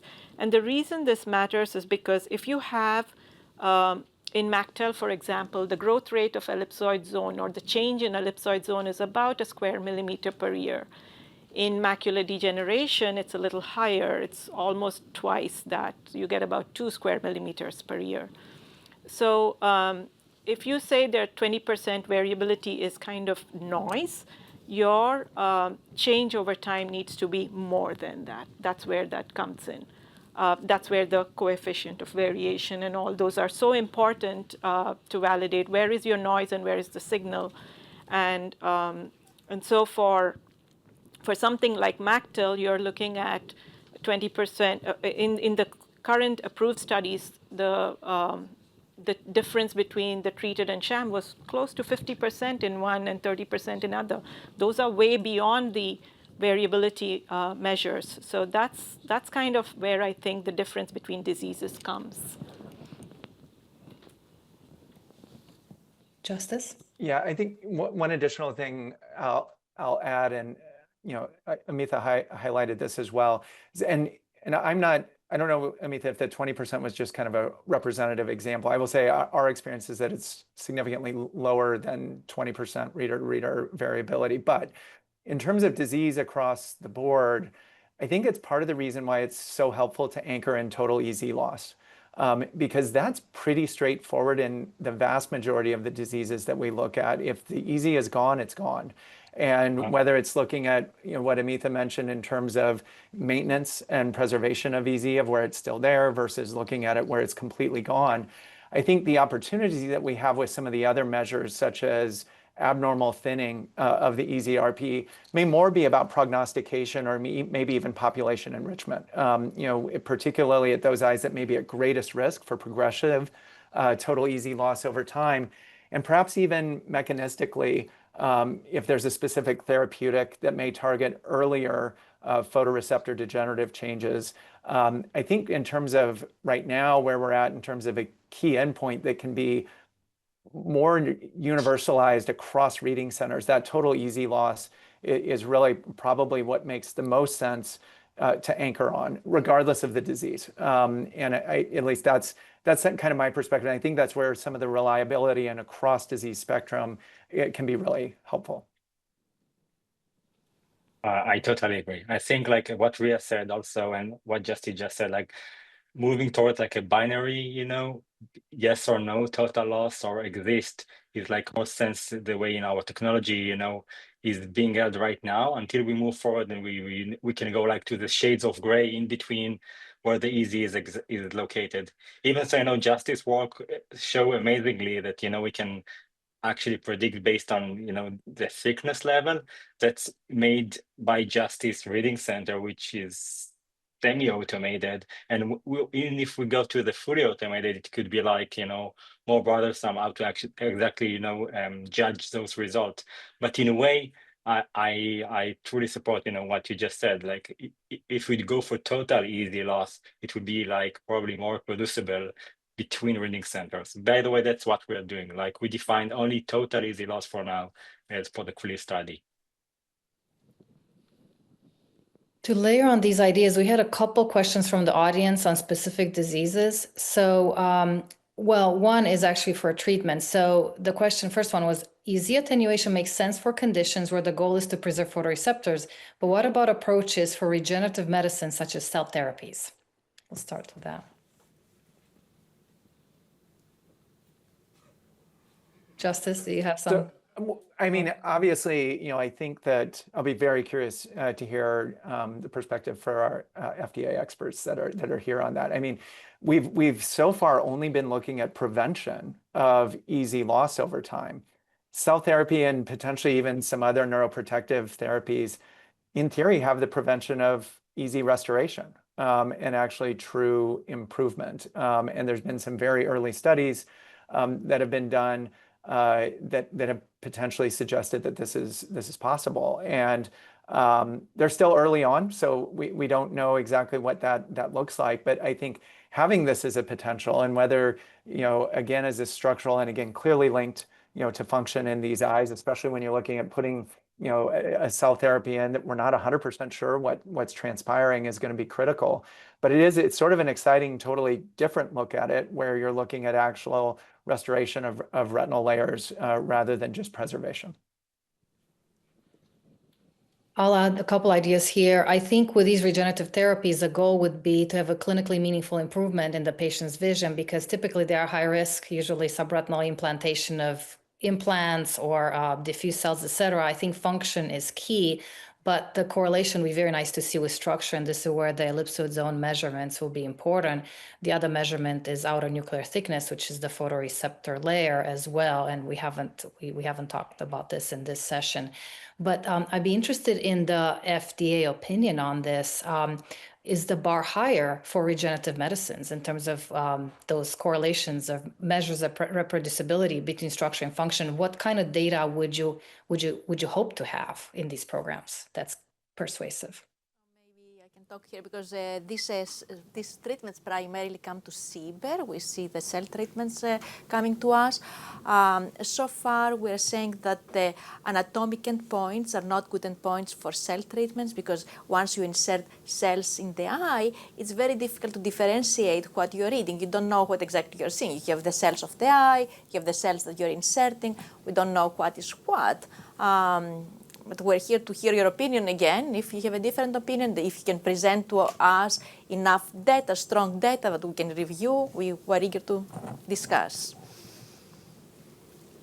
Oh, very important. So it's up to us to generate good data on correlation analysis, structure, and function that are convincing and present to the FDA. Thank you for that. Very good to know. There was another question about a specific disease, which is BEST. Do EZ metrics have any relevance in diseases like Best disease where there's elongation of the outer segment? Amita or Omer, Justice, any of you would like to take this? I can get started. With Best disease, we haven't had experience directly dealing with Best disease, in the trials that are specifically enrolling for, but a lot of times, surprisingly, neovascular AMD studies, patients with Best disease come by as accidentally enrolled as neovascular, and those, it is possible to confuse the two. There is elevation of the photoreceptor layer, and it looks like subretinal fluid there, and then they do come in, and again, it is that same thing. The photoreceptor imaging, ellipsoid zone imaging, is the most important prerequisite for visualizing the ellipsoid zone is that the photoreceptors need to be aligned perpendicularly in the way they are in the eye. The moment you tilt the scan or you lift a layer or something, they start appearing and disappearing. And it's just light, play of light. So in Best disease, I would think we'll have the same problem that we have with neovascular AMD with subretinal fluid, where elevation causes these layers to not be truly visible. So it's going to be very tricky measuring ellipsoid zone in these conditions. If I might just add, Nora, so I don't have any experience specifically with BEST. I have a lot of experience in neovascular AMD and measuring ellipsoid zone integrity, and a lot of experience in dry AMD with vitelliform lesions, which is along a similar spectrum of what we see with BEST. And the challenge, I think there's different methodologic approaches to it, and what we've found is most important is to be consistent with how it's measured. Most of the time, what you're really looking for is longitudinal change, and being able to measure however the EZ is accounted for within those areas. Often in vitelliform lesions, you can't visualize the EZ anymore, and it's gone. And we need to also account for the material that's present, so that you're not, you're providing an accurate measurement of the outer segment. Which is effectively not there in many of those situations. I will say, just to speak a little bit to directionality, and Brandon Lujan has done a lot of work in directional OCT and looking at this, and it is an area that I'm particularly concerned about measuring EZ reflectivity, because it does tend to dim. But in eyes that have pathology, one of the things that has been shown is that it actually doesn't dim as much as in normal eyes, which is interesting, whether it's related to the packing that occurs within the ellipsoid zone, as Amita was saying, it's got to be structured in the right way. And diseased eyes, it may already be disrupted to some degree. And we haven't found that it often completely disappears. It often just dims, and definitely is an important piece of how you reliably and continue to look at it as well. That's very interesting. if I may, I think that's why justice is so important, to do what we're doing now, to see how we know that it impact, the reading center's results. That's why I call, all the reading centers, Duke and Justice, to join us in the CLEAR study. So we can get like more, more thoughts on how to move this consensus forward. Thank you. And to conclude this question on various diseases, and especially the consideration about the pediatric population, to our FDA experts here today, are there specific considerations in terms of reproducibility that needs to be perhaps superior in any way, or any other special considerations for the kids due to risks during their development with any treatments? Is the bar higher in kids in any way? Can the FDA guide us in that respect? Best is it's an example of that, perhaps. The bar higher. This is Rhea Lloyd. I don't know that the bar is higher. I would just imagine that the collection of data is going to be more difficult. The bar would be, I would imagine, the same. I agree, the bar would be the same, but it might be that in kids there is a higher test-to-test variability. So what we're requiring from you also as part of the review is that whatever measurements you are giving us are above any measurement uncertainty. So that's where the test-to-test variability is coming in, I think. So it's not that kids have a higher bar, no. It's just that it might be more difficult for Great to hear. Nora, I might just mention we haven't done really much of any work with the pediatric population, but one challenge that it does exist is in many of those earlier onset diseases, many of the kids have nystagmus, and that also really creates challenges for panmacular assessment. You're lucky to get a really good foveal scan, and so that's at least from, again, we don't have a lot of experience, so I don't want to anchor too much on that, but I do think what we've seen in looking at these particularly more severe degenerative diseases in the pediatric population is that nystagmus piece can be challenging for consistent quality across not only a single scan, but across the entire study as well. Oh, that makes sense. So special considerations, not necessarily due to a higher bar, but just because of the population, and perhaps we need larger sample sizes as well. And we also need to take into consideration, the maturation of the retina. So eventually, a 2-year-old kid is not like a 5-year-old kid. As for the easy sickness. So I'm not aware of any natural history that's going over even in normals that actually measure the easy, sickness, maybe you do throughout the years of development. And that's something that probably will be really tough to get. So. Thank you. So we touched a bit about measurements of EZ across different reading centers and reproducibility related to that.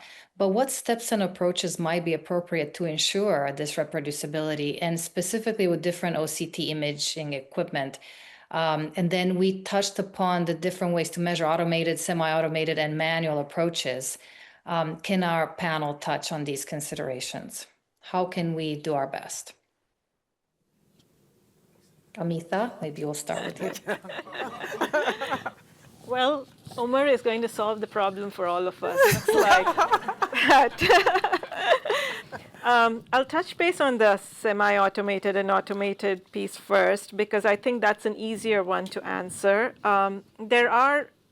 This is assessment of photoreceptor loss, and these are across OCT volume scans. So some of them are 97B scans, some systems to 128, and you're looking across the lens. So imagine a grader sitting at their desk and going through each scan, going through each line and drawing them. That is not the way to deal with this. So complete manual process is probably not the best way, except for developing AI methods as a ground truth. That's okay for a small sample, but it's not a way to sustain these measurements in clinical trials. So fully manual, I would say confidently, yes, we cannot do that. So between semi-automated and automated, maybe there are AI algorithms out there that are so accurate that you don't need a human to review them, but I am not so sure until, you really need to see very good performance metrics and not just some arbitrary dice coefficients, but very clearly comparing the two on-FOSS images and everything else. So to say, yes, this AI algorithm is absolutely independently accurate, because AI algorithms, their performance changes in real world, and we've seen that over and over again. So a human in the loop is always needed, someone to review these segmentations, which itself is quite time consuming. Even if a grader has to go through each B scan of these 128 and make sure that, it's just a 30 to 40 micron thickness and you're looking at those two lines, it can cause quite a bit of fatigue. Just give it a try anytime. It's like, oh, yeah. So it is, but you do need a human oversight on these to get to the final measurement. I think that is something we all have some level of consensus on, that semi-automated measurements are the way to go for this. With regards to which method is the best, I think it depends on which method works for each reading center and what your favorite is, sort of. But overall, there isn't going to be too much difference whichever method you choose for total area of assessment. Once you get to attenuation and things, there the subjectivity increases. But when you look at total loss, I think it doesn't matter what method is used, the measurements are going to be more or less similar. Hopefully, yeah. we really hope so. But I think like eventually, if we go like longitudinally and we need to follow with the same method on the trial, like that's like the most important. We mentioned it before, and I also agree that now it's semi-automated, but we really aim for to go automated, because eventually these endpoints, we want to bring them to clinic because we want to treat the patient that way. And otherwise, if it's not be automated, we don't have reading center by our right side to help us figure the easy. So I think like that's the goal. We are not there yet. But I agree with Amita. Justice? No, I think all of Amita's points are really great. I think that one of the really nice things about, at least, I think the way most reading centers are approaching this is that, from a semi-automated standpoint, whether you're using some traditional image processing for generating the initial segmentation or some sort of, machine learning AI-based system, the results that are put out from a segmentation side are completely interpretable, objective, and any human who's trained and able to look at these can determine whether or not they're accurate and where they should be. This isn't like the type of black box readout that we don't know where it's coming from, and I think that's really important to understand when we're looking at measuring this.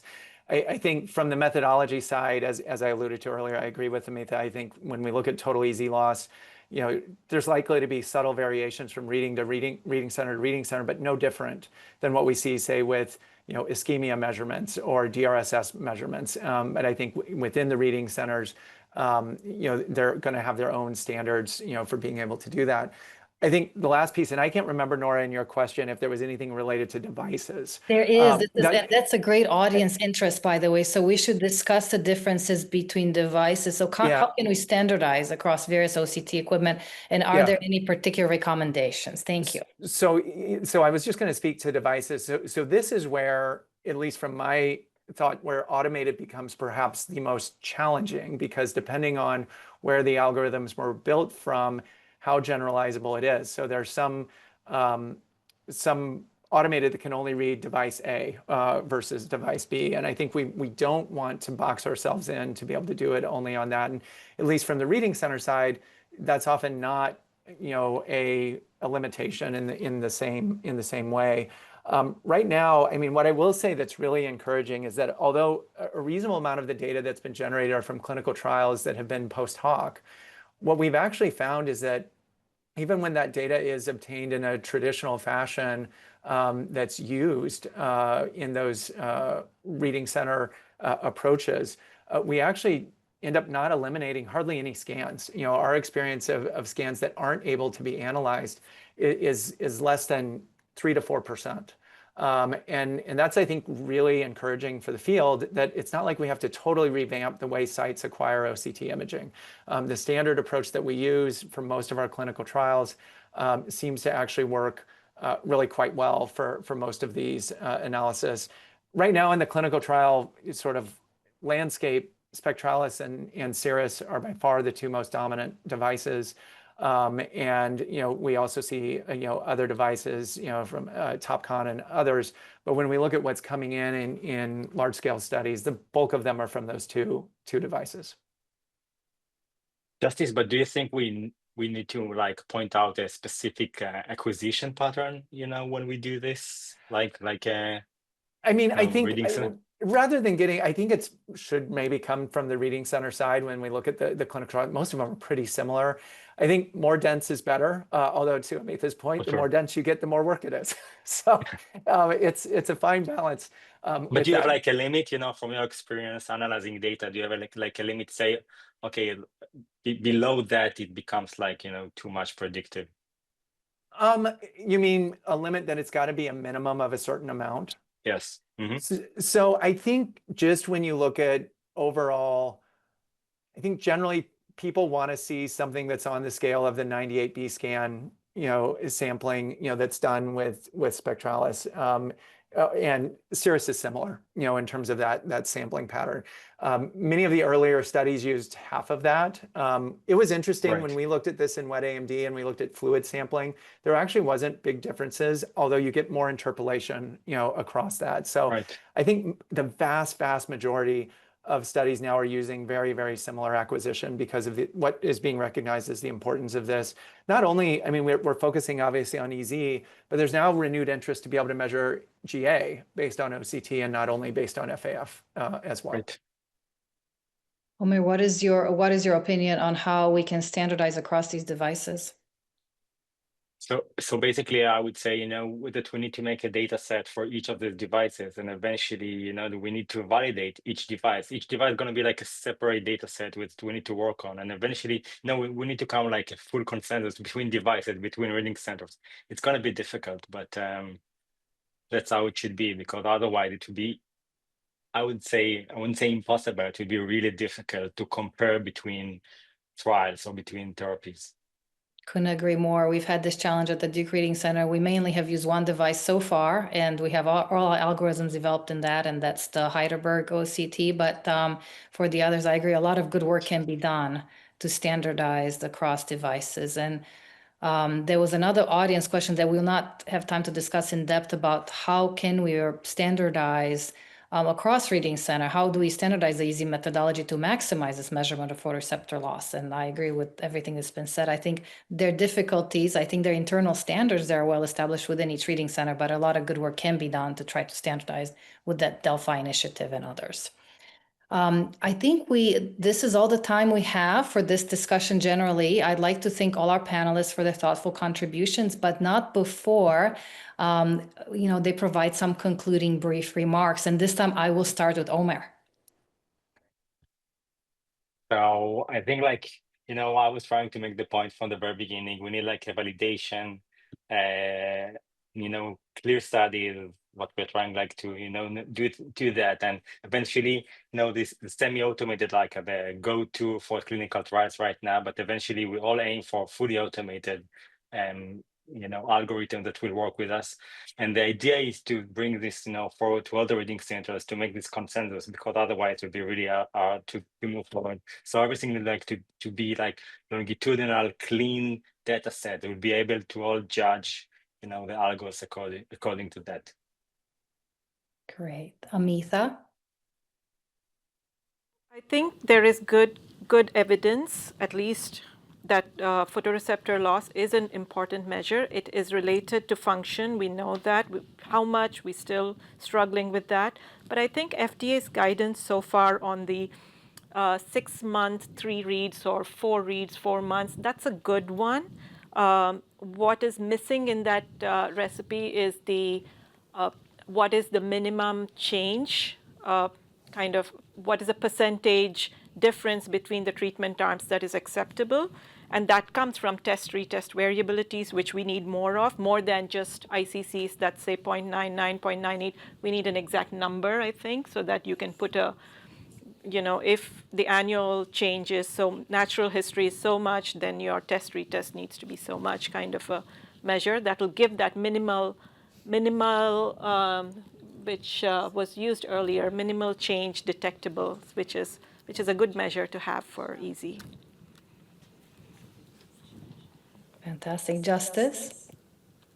Thanks, Nora. I want to thank the organizers again for the opportunity to be here. It's really an honor to be able to speak on this. I mean, I think that, for me, looking at where we are, when I have a patient who has vision loss, one of the first things I do is look at the OCT and see if they have EZ loss across diseases. And that really speaks to the importance it has for us in function for our patients in clinic. And I think we're entering a really exciting time because we have so many current ongoing clinical trials that are focusing on how to better link clear functional testing with different structural biomarkers, including ellipsoid zone. And so I think that this is an area where we're going to learn a tremendous amount over really in the next year to year and a half. Rhea, your concluding remarks, please. I'd like just to add on to what you're saying. You were mentioning the MCID is what I can't remember exactly what it was. But in CEDAR, what we have used is not an absolute change, but basically looking at the rate over time.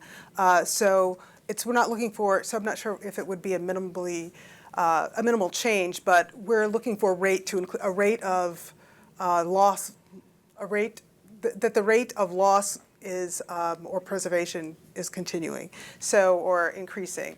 And so that's what we're looking for. But I'm thankful for the conversations about standardization. I think for us that's what would be important within a trial, and so that we could make accurate assessments of the actual changes in rate and the measurements. So we appreciate being a part of this. Wonderful. Yeah, and at CBER, we're also looking in the rate of loss. We're not looking at absolute numbers, and we are looking. We're looking for a justification from you that this is above any measurement uncertainties, which depend on the disease. So to Anita's question, it has to be disease dependent. We have to see whatever justification you provide to us, and we do want to see a correlation with the visual function outcome as well to show the clinical benefit, to correlate the clinical benefit. Great. And it was a great meeting. I learned a lot from you. Thank you. Yeah, many thanks to the panelists for their comments. I'd like to add mine.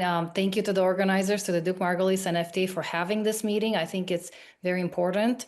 We're in a very exciting era, as Justice mentioned, of new therapies and new endpoints that will be critically important to show the effect of these therapies in a clinically meaningful way for our patients. And I do believe that this session is relevant to this conversation because the ellipsoid zone, these photoreceptors, are important and clinically meaningful, and there's a lot of good work that needs to be done and can be done going forward towards standardization, correlation, structure, function, the reading center getting together and providing guidelines, reproducibility, ways to automate this method to make it more feasible and easily reproducible. So those are my thoughts. Thank you again to everyone. Next, I'll hand it off to Brian Cantor, who will introduce our final session for today. Thank you so much. Thank you, Nora. Again, our last session today, key takeaways and next steps for FST and EZ and interventional clinical trials. I will introduce our panelists for the session, and as I introduce them, I invite them to come up onto the stage here or online. First, I'd like to introduce Todd Durham, who's the Senior Vice President of Clinical and Outcomes Research at the Foundation Fighting Blindness. Next, I'd like to welcome Onyeka Ilo, Team Leader of the Division of Clinical Outcome Assessment at FDA's Center for Drug Evaluation and Research. Then I'd like to introduce Jose Alan Sahel, who's a Distinguished Professor and Chairman of Ophthalmology at the University of Pittsburgh School of Medicine and Emeritus Professor at Sorbonne University. And next I'll welcome to the stage Rosa Sharafat Khazadem, who's Branch Chief for General Medicine Branch 2 in the Super Office of Therapeutic Products at FDA's Center for Biologics Evaluation and Research. And then we'll welcome Timothy Stout, Professor and Chair of the Department of Ophthalmology and Director of the Cullen Eye Institute at the Baylor College of Medicine. And finally, I'd like to introduce Dorothy Thompson, who is a consultant clinical scientist and head of clinical vision sciences of ophthalmology at the Great Ormond Street Hospital for Children NHS Trust in London and holds teaching appointments at several other universities too. And we'll get started first with some brief opening remarks from our panelists. And Todd, welcome you to start us off. Thank you. I'd like others would like to thank the organizers for having us here today, and the Foundation Fighting Blindness really believes these kinds of convenings are very important for our mission. Until there are endpoints that are acceptable to regulators for all the inventions that are coming out of the lab for people with inherited retinal degenerations and dry AMD, we'll feel that the field is somehow being stifled and we can't take advantage of those innovations. So this is very valuable work, and I'm looking forward to the discussion.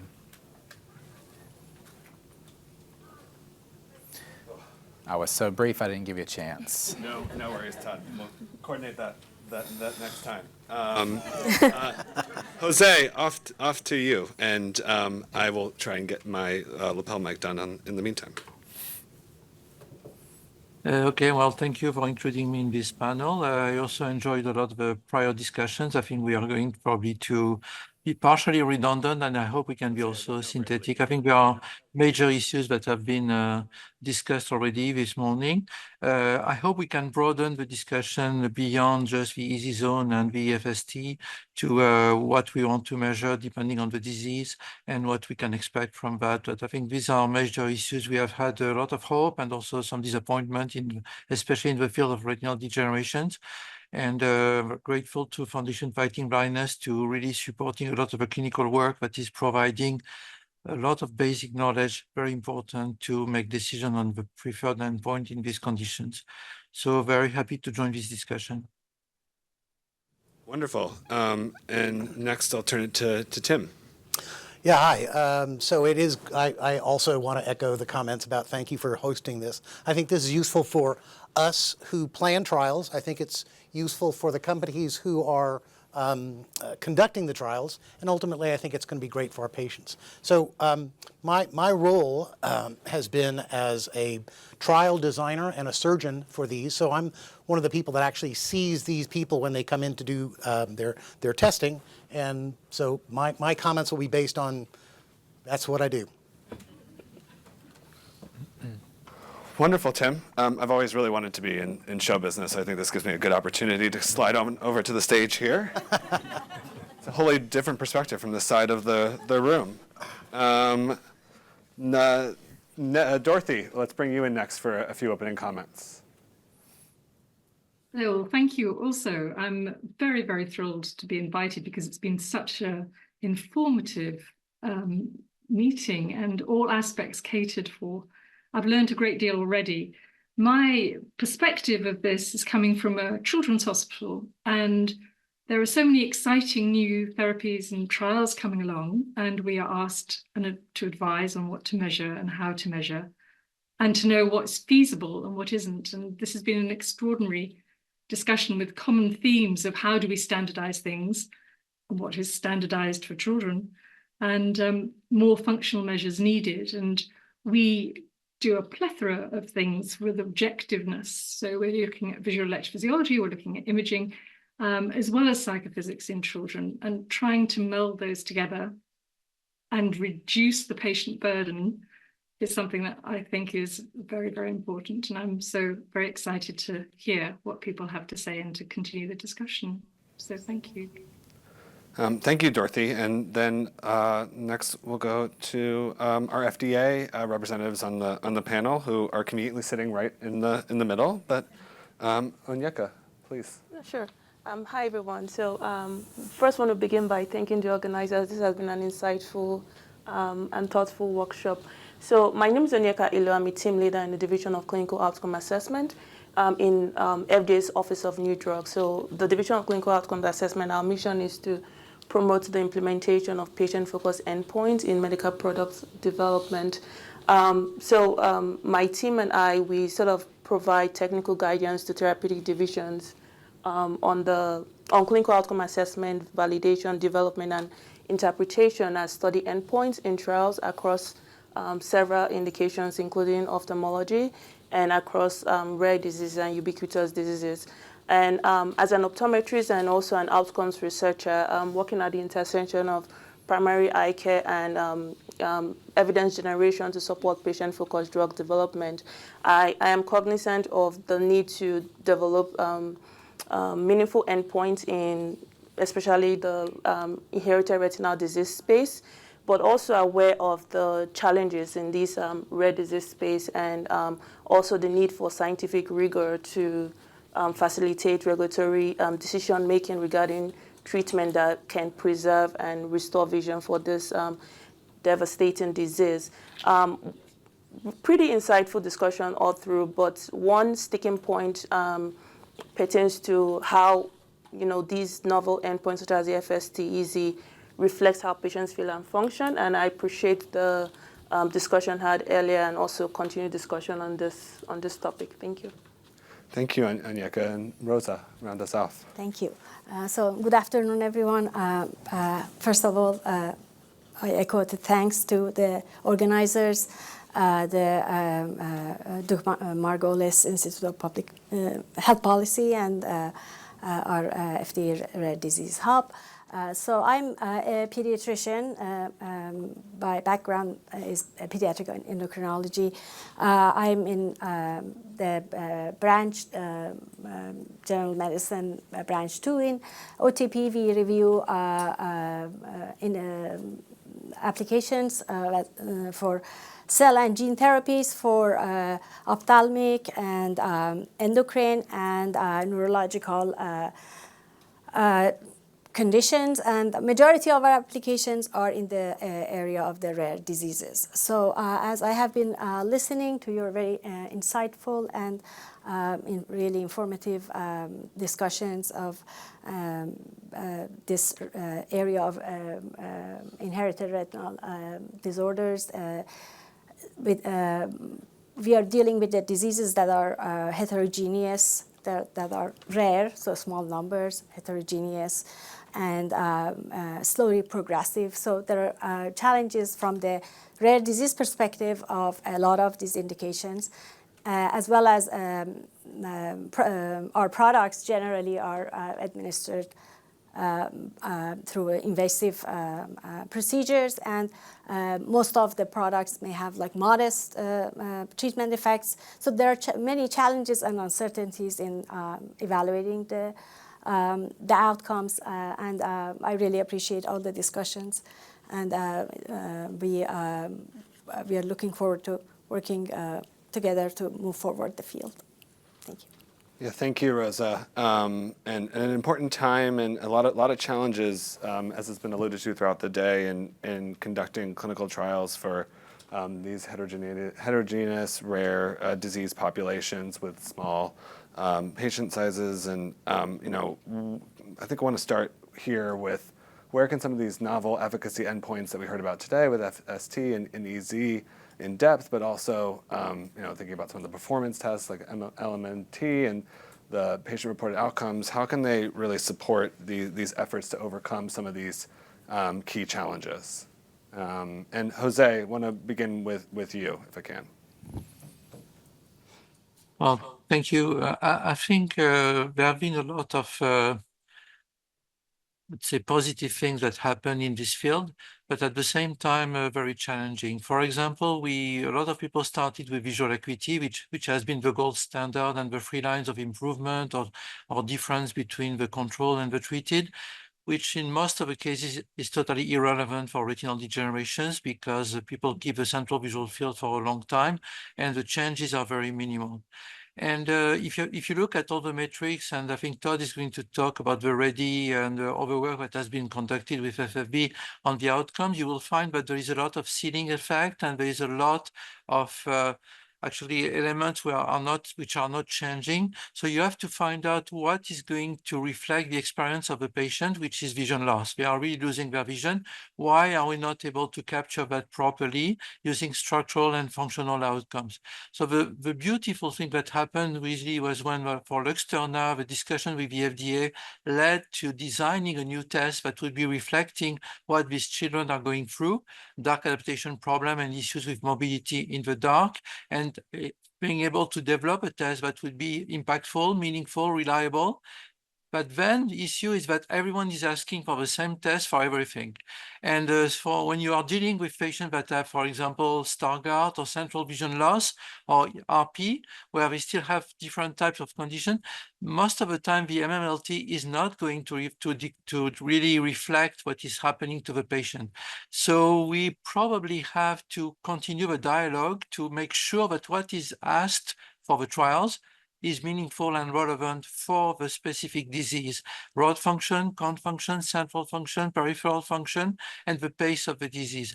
And this is where defining better the metrics. So we heard about 2 metrics today, and maybe we'll get again into that debate, but I think there was a beautiful discussion already on these 2 metrics, but others are emerging. For example, the low luminance visual acuity is emerging as one. There is a lot of discussion about what type of performance test you want to perform, especially when you are looking at central vision. How do we measure the change in central vision in what is called functional vision versus visual function?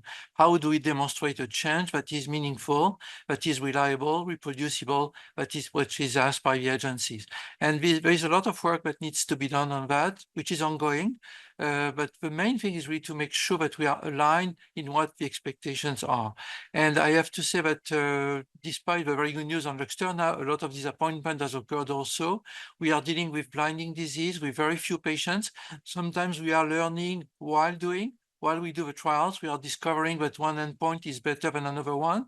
And the trial, as you know, is designed with a priori predefined outcomes. And sometimes, and this is what we have seen happening recently with RPGR mutations, is that the predefined outcome doesn't prove to be the best, and there is a secondary outcome that might be better. So what do we do with that?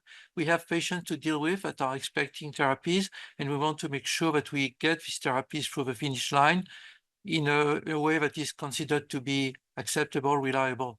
And maybe a last thing, which is probably going to be part of a discussion. There are countries that are considering that as long as you have a good safety profile, you may be willing to accept some changes in the way you are accepting the outcomes, or willing to consider studies that are being done after approval. I know this is not happening in many places, but this is something that I would like also to possibly discuss.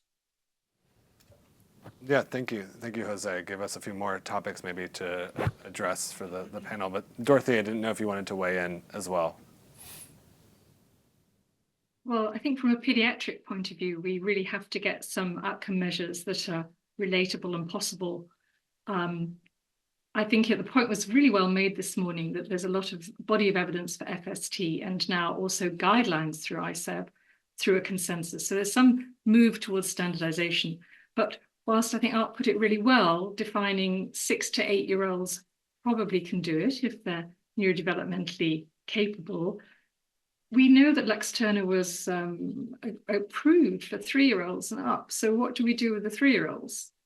So how can we actually monitor them? What alternative measures can we get for them? Or can we, through maybe ICEB again, get some alternative flexible standards so we know what we reduce down to when we're looking at an FST for a child, as Art was suggesting?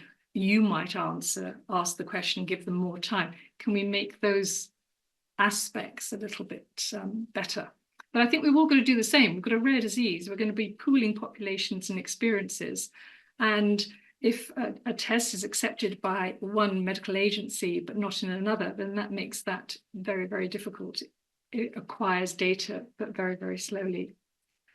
So I agree with the disease-specific groupings that have been. I thought that was a great presentation earlier by Alison, as an approach to things. And we have to be pragmatic and understand the physiology before we design the tests. One test won't fit all. It would be unrealistic to expect it to do so. So I feel that everything that has been said has been put together really well, but our challenges are when it's very rare, when you're likely to have maximum benefit when you treat younger, because the visual system is developing, the risks and benefits are there, but I think the benefit outweighs that. And vision is about what happens in the brain. That's what all the perceptual functional aspects are. So can we measure what's going on in the brain as well as what's going on in the retina objectively? And I think the answer to that is probably we can, but that's a step far before we do those anchor measurements and link it in more to novel tests of functional vision. So we need to have a bit more creativity, I think, and flexibility. Yeah, thanks, Dorothy, for bringing in the considerations for pediatric patients and also for those additional points on top of Jose. Didn't know if Tim or Todd, you wanted to weigh in on kind of the key challenges piece that can be overcome with some of these novel endpoints. Yeah, so I'd like to make 2 points about. The first point is the tests itself, whether it's OCT or an ERG or whatever. I'm approached frequently by companies who will ask my help in designing a clinical trial. And oftentimes they'll come and they'll say, we'd like to do these 40 tests and, we'd like to do these every 3 months. And so I always ask the CMO, well, I tell you what, why don't you come to Houston and we'll do all of those tests on you over 2 days. Only one person's ever taken me up on that. So you want to narrow the number of tests that you get. The best way to get a bad OCT is to do it on a 6-year-old that's had 4 other tests, right? They're just not going to participate. The second thing that I want to talk about is, I think although our conversations have largely been limited to endpoint analysis with OCT, I think OCT is useful in at least 3 other places. It's 3 other times. We did a trial a number of years ago, 20 years ago, where we used lentivirus for treating patients with Stargardt disease. And the trial failed. And I think one of the reasons that the trial fails is that these patients, and a lot of patients with macular disease, they don't have a linear, straight slope decrement of vision. They'll go with the same vision for 5 years, and then vision will fall off. And then they'll go with the same vision for 5 years, and then vision will fall off. Well, that's really difficult to do if you're designing a 3-year clinical trial, because if you treat them right after they fell off, they may stay stable for, just as part of their natural history. Interestingly, we've gone back and looked at some ProgStar data and some data of our own that suggests that there are OCT changes that precede by a couple of months vision loss. So it could very well be that OCT is also useful in inclusion and exclusion criteria so that you can identify people who are about or who are at higher risk for losing vision loss, number one. The second place is preoperatively. A lot of times when we do clinical trials where we're looking at microperimetry or some other function, we look at where the bleb was placed. Where was the drug actually delivered? Whether it's cells or genes or whatever, we look at where the bleb was placed. I think that microperimetry, I think that OCT is useful in identifying areas your preoperative planning about where to do your retinotomy and where you want your bleb to go. Now remember, the bleb kind of goes where it wants to go by its own self, but there's a lot of usefulness in preoperative planning about where the bleb should go based on OCT data. And then the last place is way after treatment. There's a number of patients with Luxturna who get chorioretinal atrophy, and we don't know who gets it, and we don't really know exactly why, but it's hypothesized that there may be an inflammatory process going on. So a lot of people have said, well, look, we can see inflammation by OCT before vision is lost or before we see chorioretinal atrophy. So maybe we use OCT and EZ structure to predict who may be at risk or a time when they may be at risk, and that might be a patient that you would want to start on steroids. So I think it's useful to know who to treat, to plan where to treat, and then follow them as an endpoint analysis, but then follow them postoperatively and see if there's inflammation that you need to get a hold of before chorioretinal atrophy happens.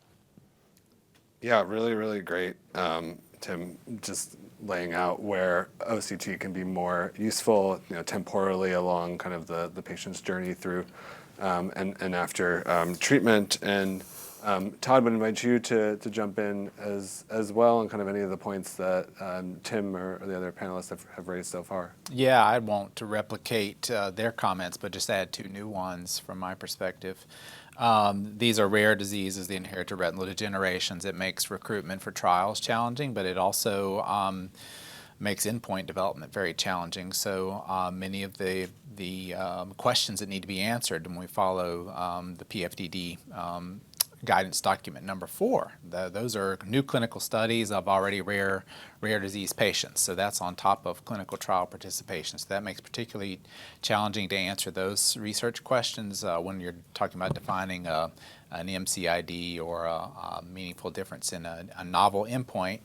And the other thing I wanted to say is rare disease trials are almost all quite very small, and they're few and far between. So when we think about the cycle of innovation, ability to learn from previous mistakes, lessons learned, we just don't have many replicates to learn from. So that cycle is very long for inherited retinal degenerations, and in a lot of ways we feel the urgency on behalf of our affected community to get it right the first time, because we know often many of these programs will be, when it gets to the late stage, be one and done in many instances.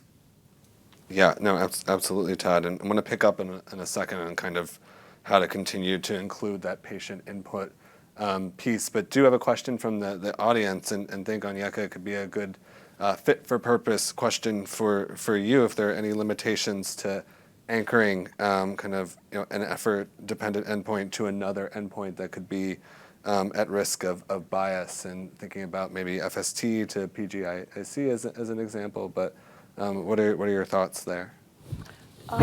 So a couple of points. I think first, to the extent that we all agree, because I think one of my takeaway points from here is figuring out what FST is. Is it a clinical endpoint, intermediate endpoint, right? And I'm still on the fence on what that is. But to the extent that let's assume that FST is a clinical endpoint that quote unquote reflects how patients feel and function, then anchoring it to a patient-reported outcome is a no-brainer, because then we will expect they move in the same direction, right? So of course, patient-reported outcome, using it as an anchor is very paramount in establishing that clinical meaningfulness. And your anchor is as good as, the measure you use as an anchor is as good as it is, right? It has to be simplistic and informative. Earlier, there was a presentation about using like an NEI or MDRQ questionnaire. These are questionnaires we know that are popularly used in clinical space. But again, we need to understand what is meaningful on that anchor. So that's why a patient global impression scale is usually the go-to, because you don't really need that validation. So for that. So anchoring it, if we say that FST is a clinical measure, then it should be well anchored to PGIC, PGIS, or some other validated patient-reported outcome, and we should get the results.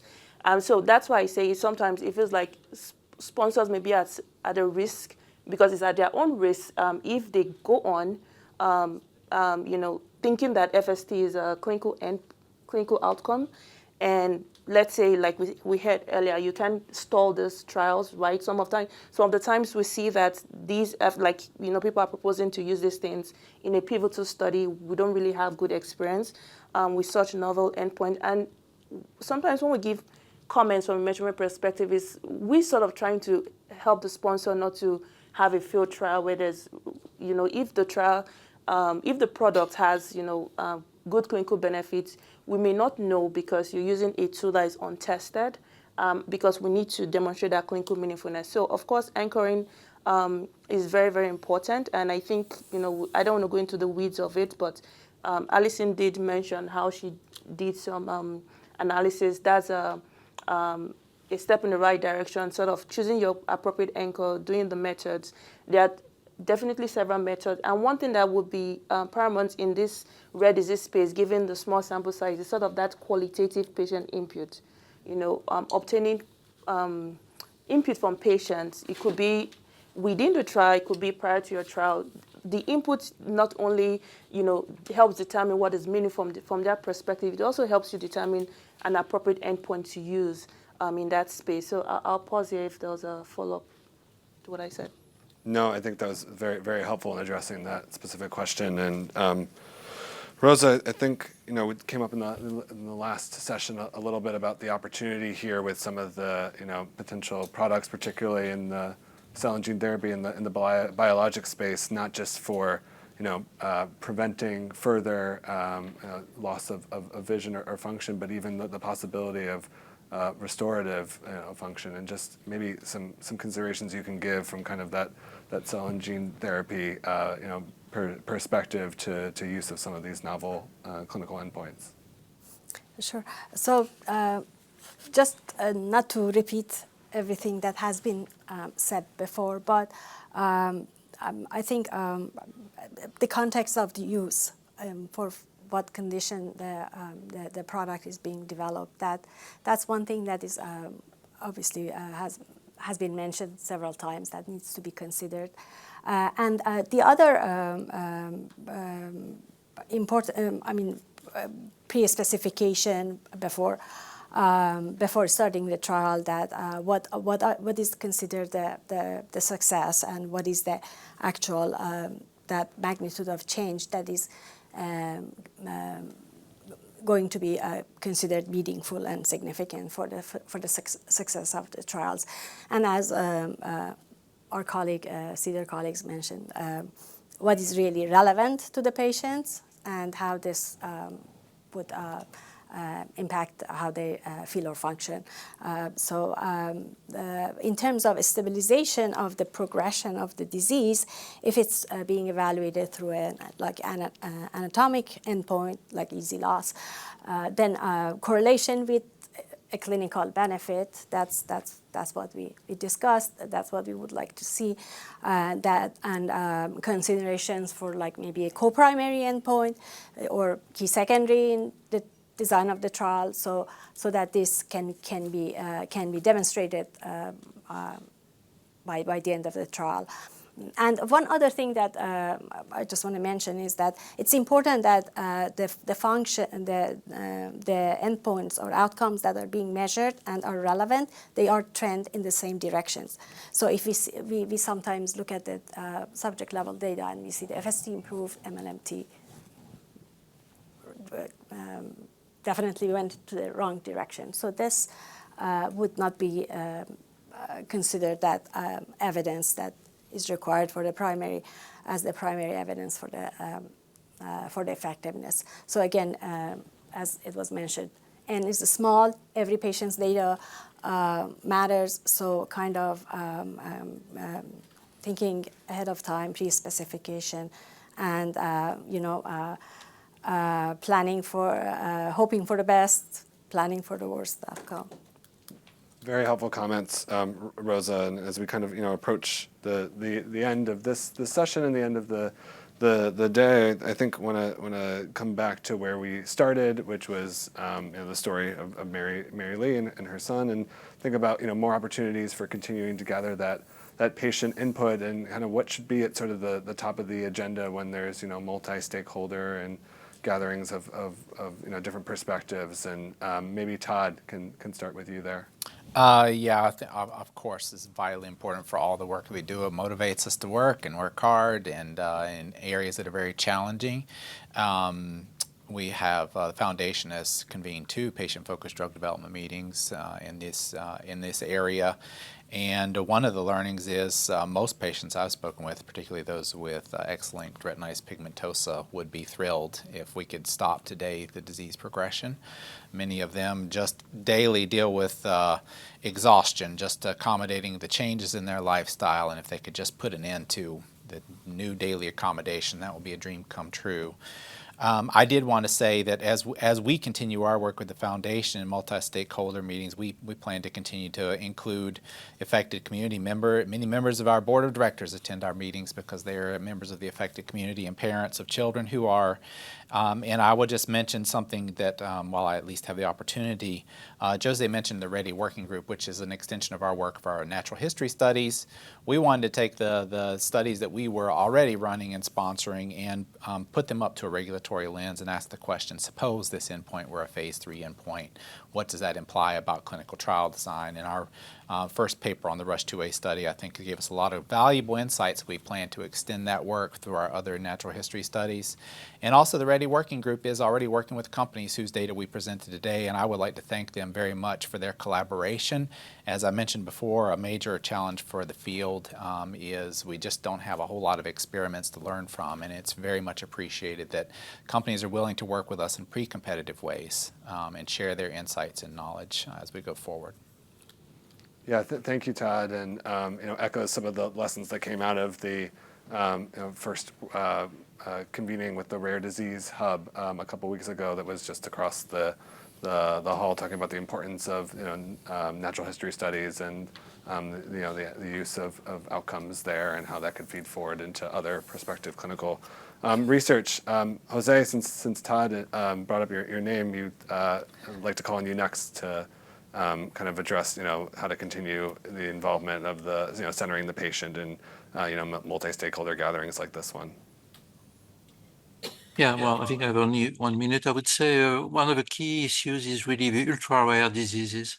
We have a lot of families with only a few patients affected across the world, and this makes the challenge even bigger. You can't really think about what type of randomized, powered trial is going to provide the information. So how much can we learn from other conditions? How can we consolidate the knowledge across many genes to be able to develop approaches that would be really targeting these specific families? And I know the FDA has issued statements about platform approaches. I think it's very important. With Foundation Fighting Blindness, we put together this universal rare disease study that is gathering natural history information for many genes. For some time, also identifying very few patients across the world. It's just in preparation of a day where we will be able to propose therapies to these very few patients, and we have to build a pathway because none of them should be left out. Each of them, the experience we heard from one of the patients today applies to all of them. So we have to build the road for them. Wonderful. And Dorothy. Well, I think it's been said, but my suggestion might be that within these patient groups, because they are incredibly powerful and actually work with us in some of our specialist clinics, if we were to, for example, gather video evidence of a child, toddler, maneuvering around a bedroom under dim light, but we had issued a certain dim light, we would start to acquire our own maze in situ without having the care provider having to take days off work.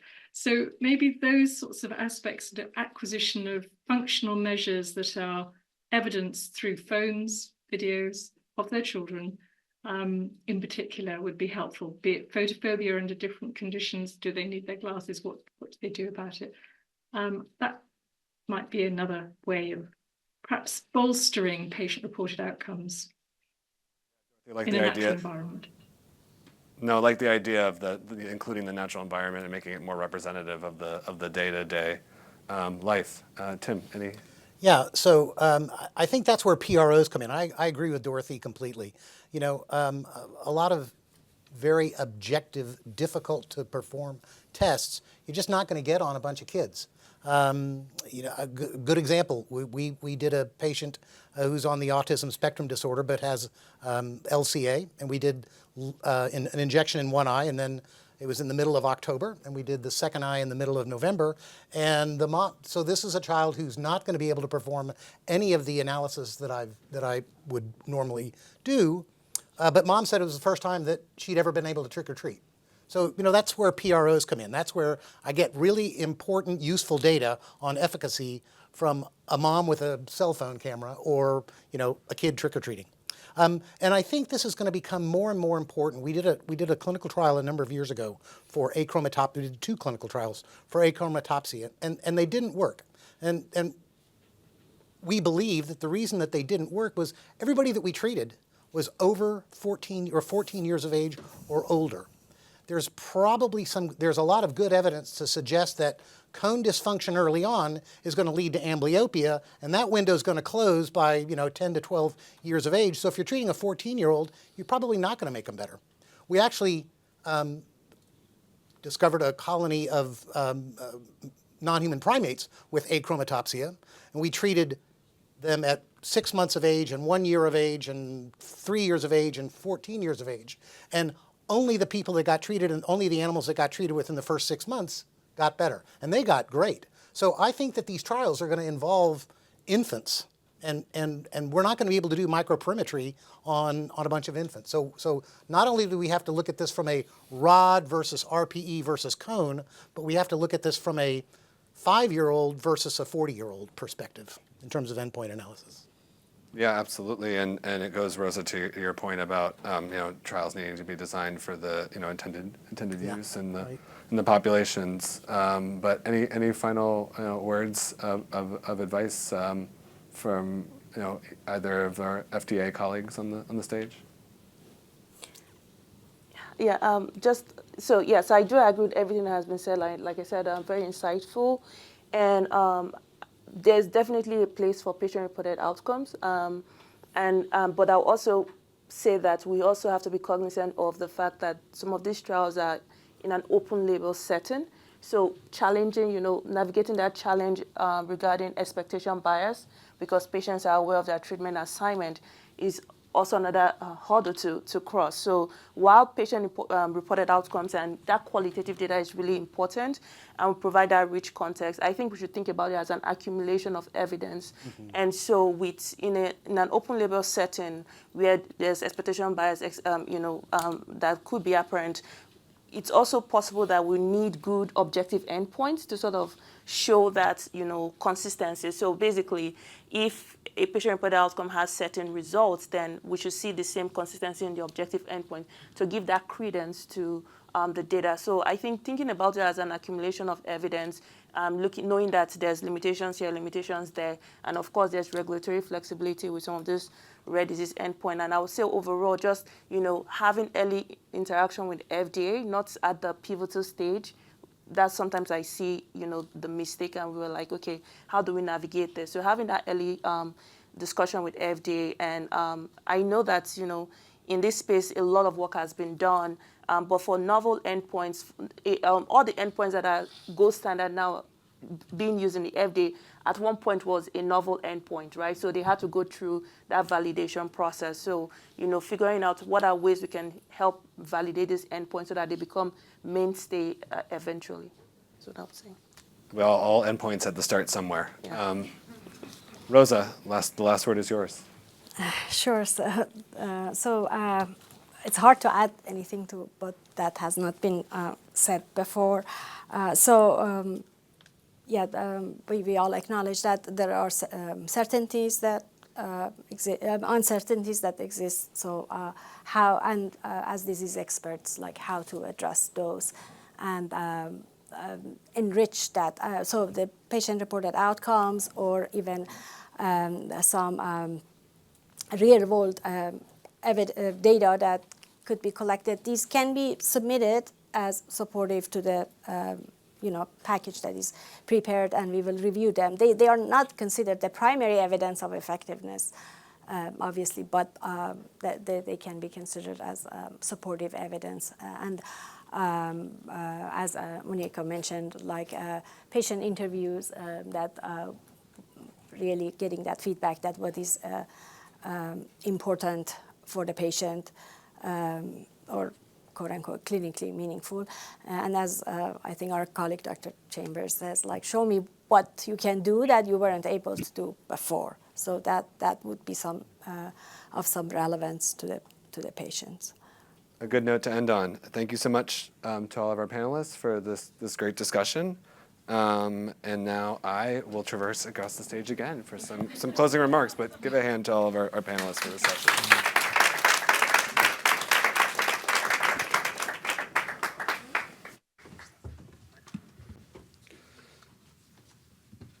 And along with our session 3 panelists, I would like to thank all of our participants throughout the day's presentations and discussions. We started by hearing from Mary Lee this morning about how severe vision loss is a hidden disability and influences the daily quality of life for her son and her family, and that there's a real promise with clinical trials and new treatments to help her and others in her situation. And that was followed by colleagues at FDA overviewing some traditionally accepted endpoints for these treatments, as well as some challenges and key considerations for developing new endpoints. And then our first session really did a great job of covering the potential use of FST as an endpoint in regulatory submissions and continuing efforts to develop that evidence. That included information on FST sensitivity and specificity and delineating between those rod and cone-mediated responses. The discussion, covered many more details, but there was really one theme that the panelists agreed upon was the importance of understanding what change matters to patients. And then another key theme was acknowledging that in the rare disease space that there's a great amount of variation and heterogeneity, and so it's oftentimes a case-by-case approach is needed to and can be very challenging to generalize findings. And then our second session after lunch reviewed approaches to measuring ellipsoid zone integrity. And the panelists did an excellent job summarizing the evidence and how the endpoint matters and endpoint measures what matters to patients, and highlighted some important opportunities for future work, especially in terms of standardizing methods, and delved a little bit as well into differences in algorithms and methodologies. And the point about heterogeneity across diseases posing further challenges also came up as well. And our final panel just did a great job of highlighting key points throughout both sessions and previewing some next steps forward for the field. And I would be remiss before we conclude to not thank everyone who made such this excellent event possible. Again, to all of our speakers and panelists and presenters for an engaging and thoughtful discussion.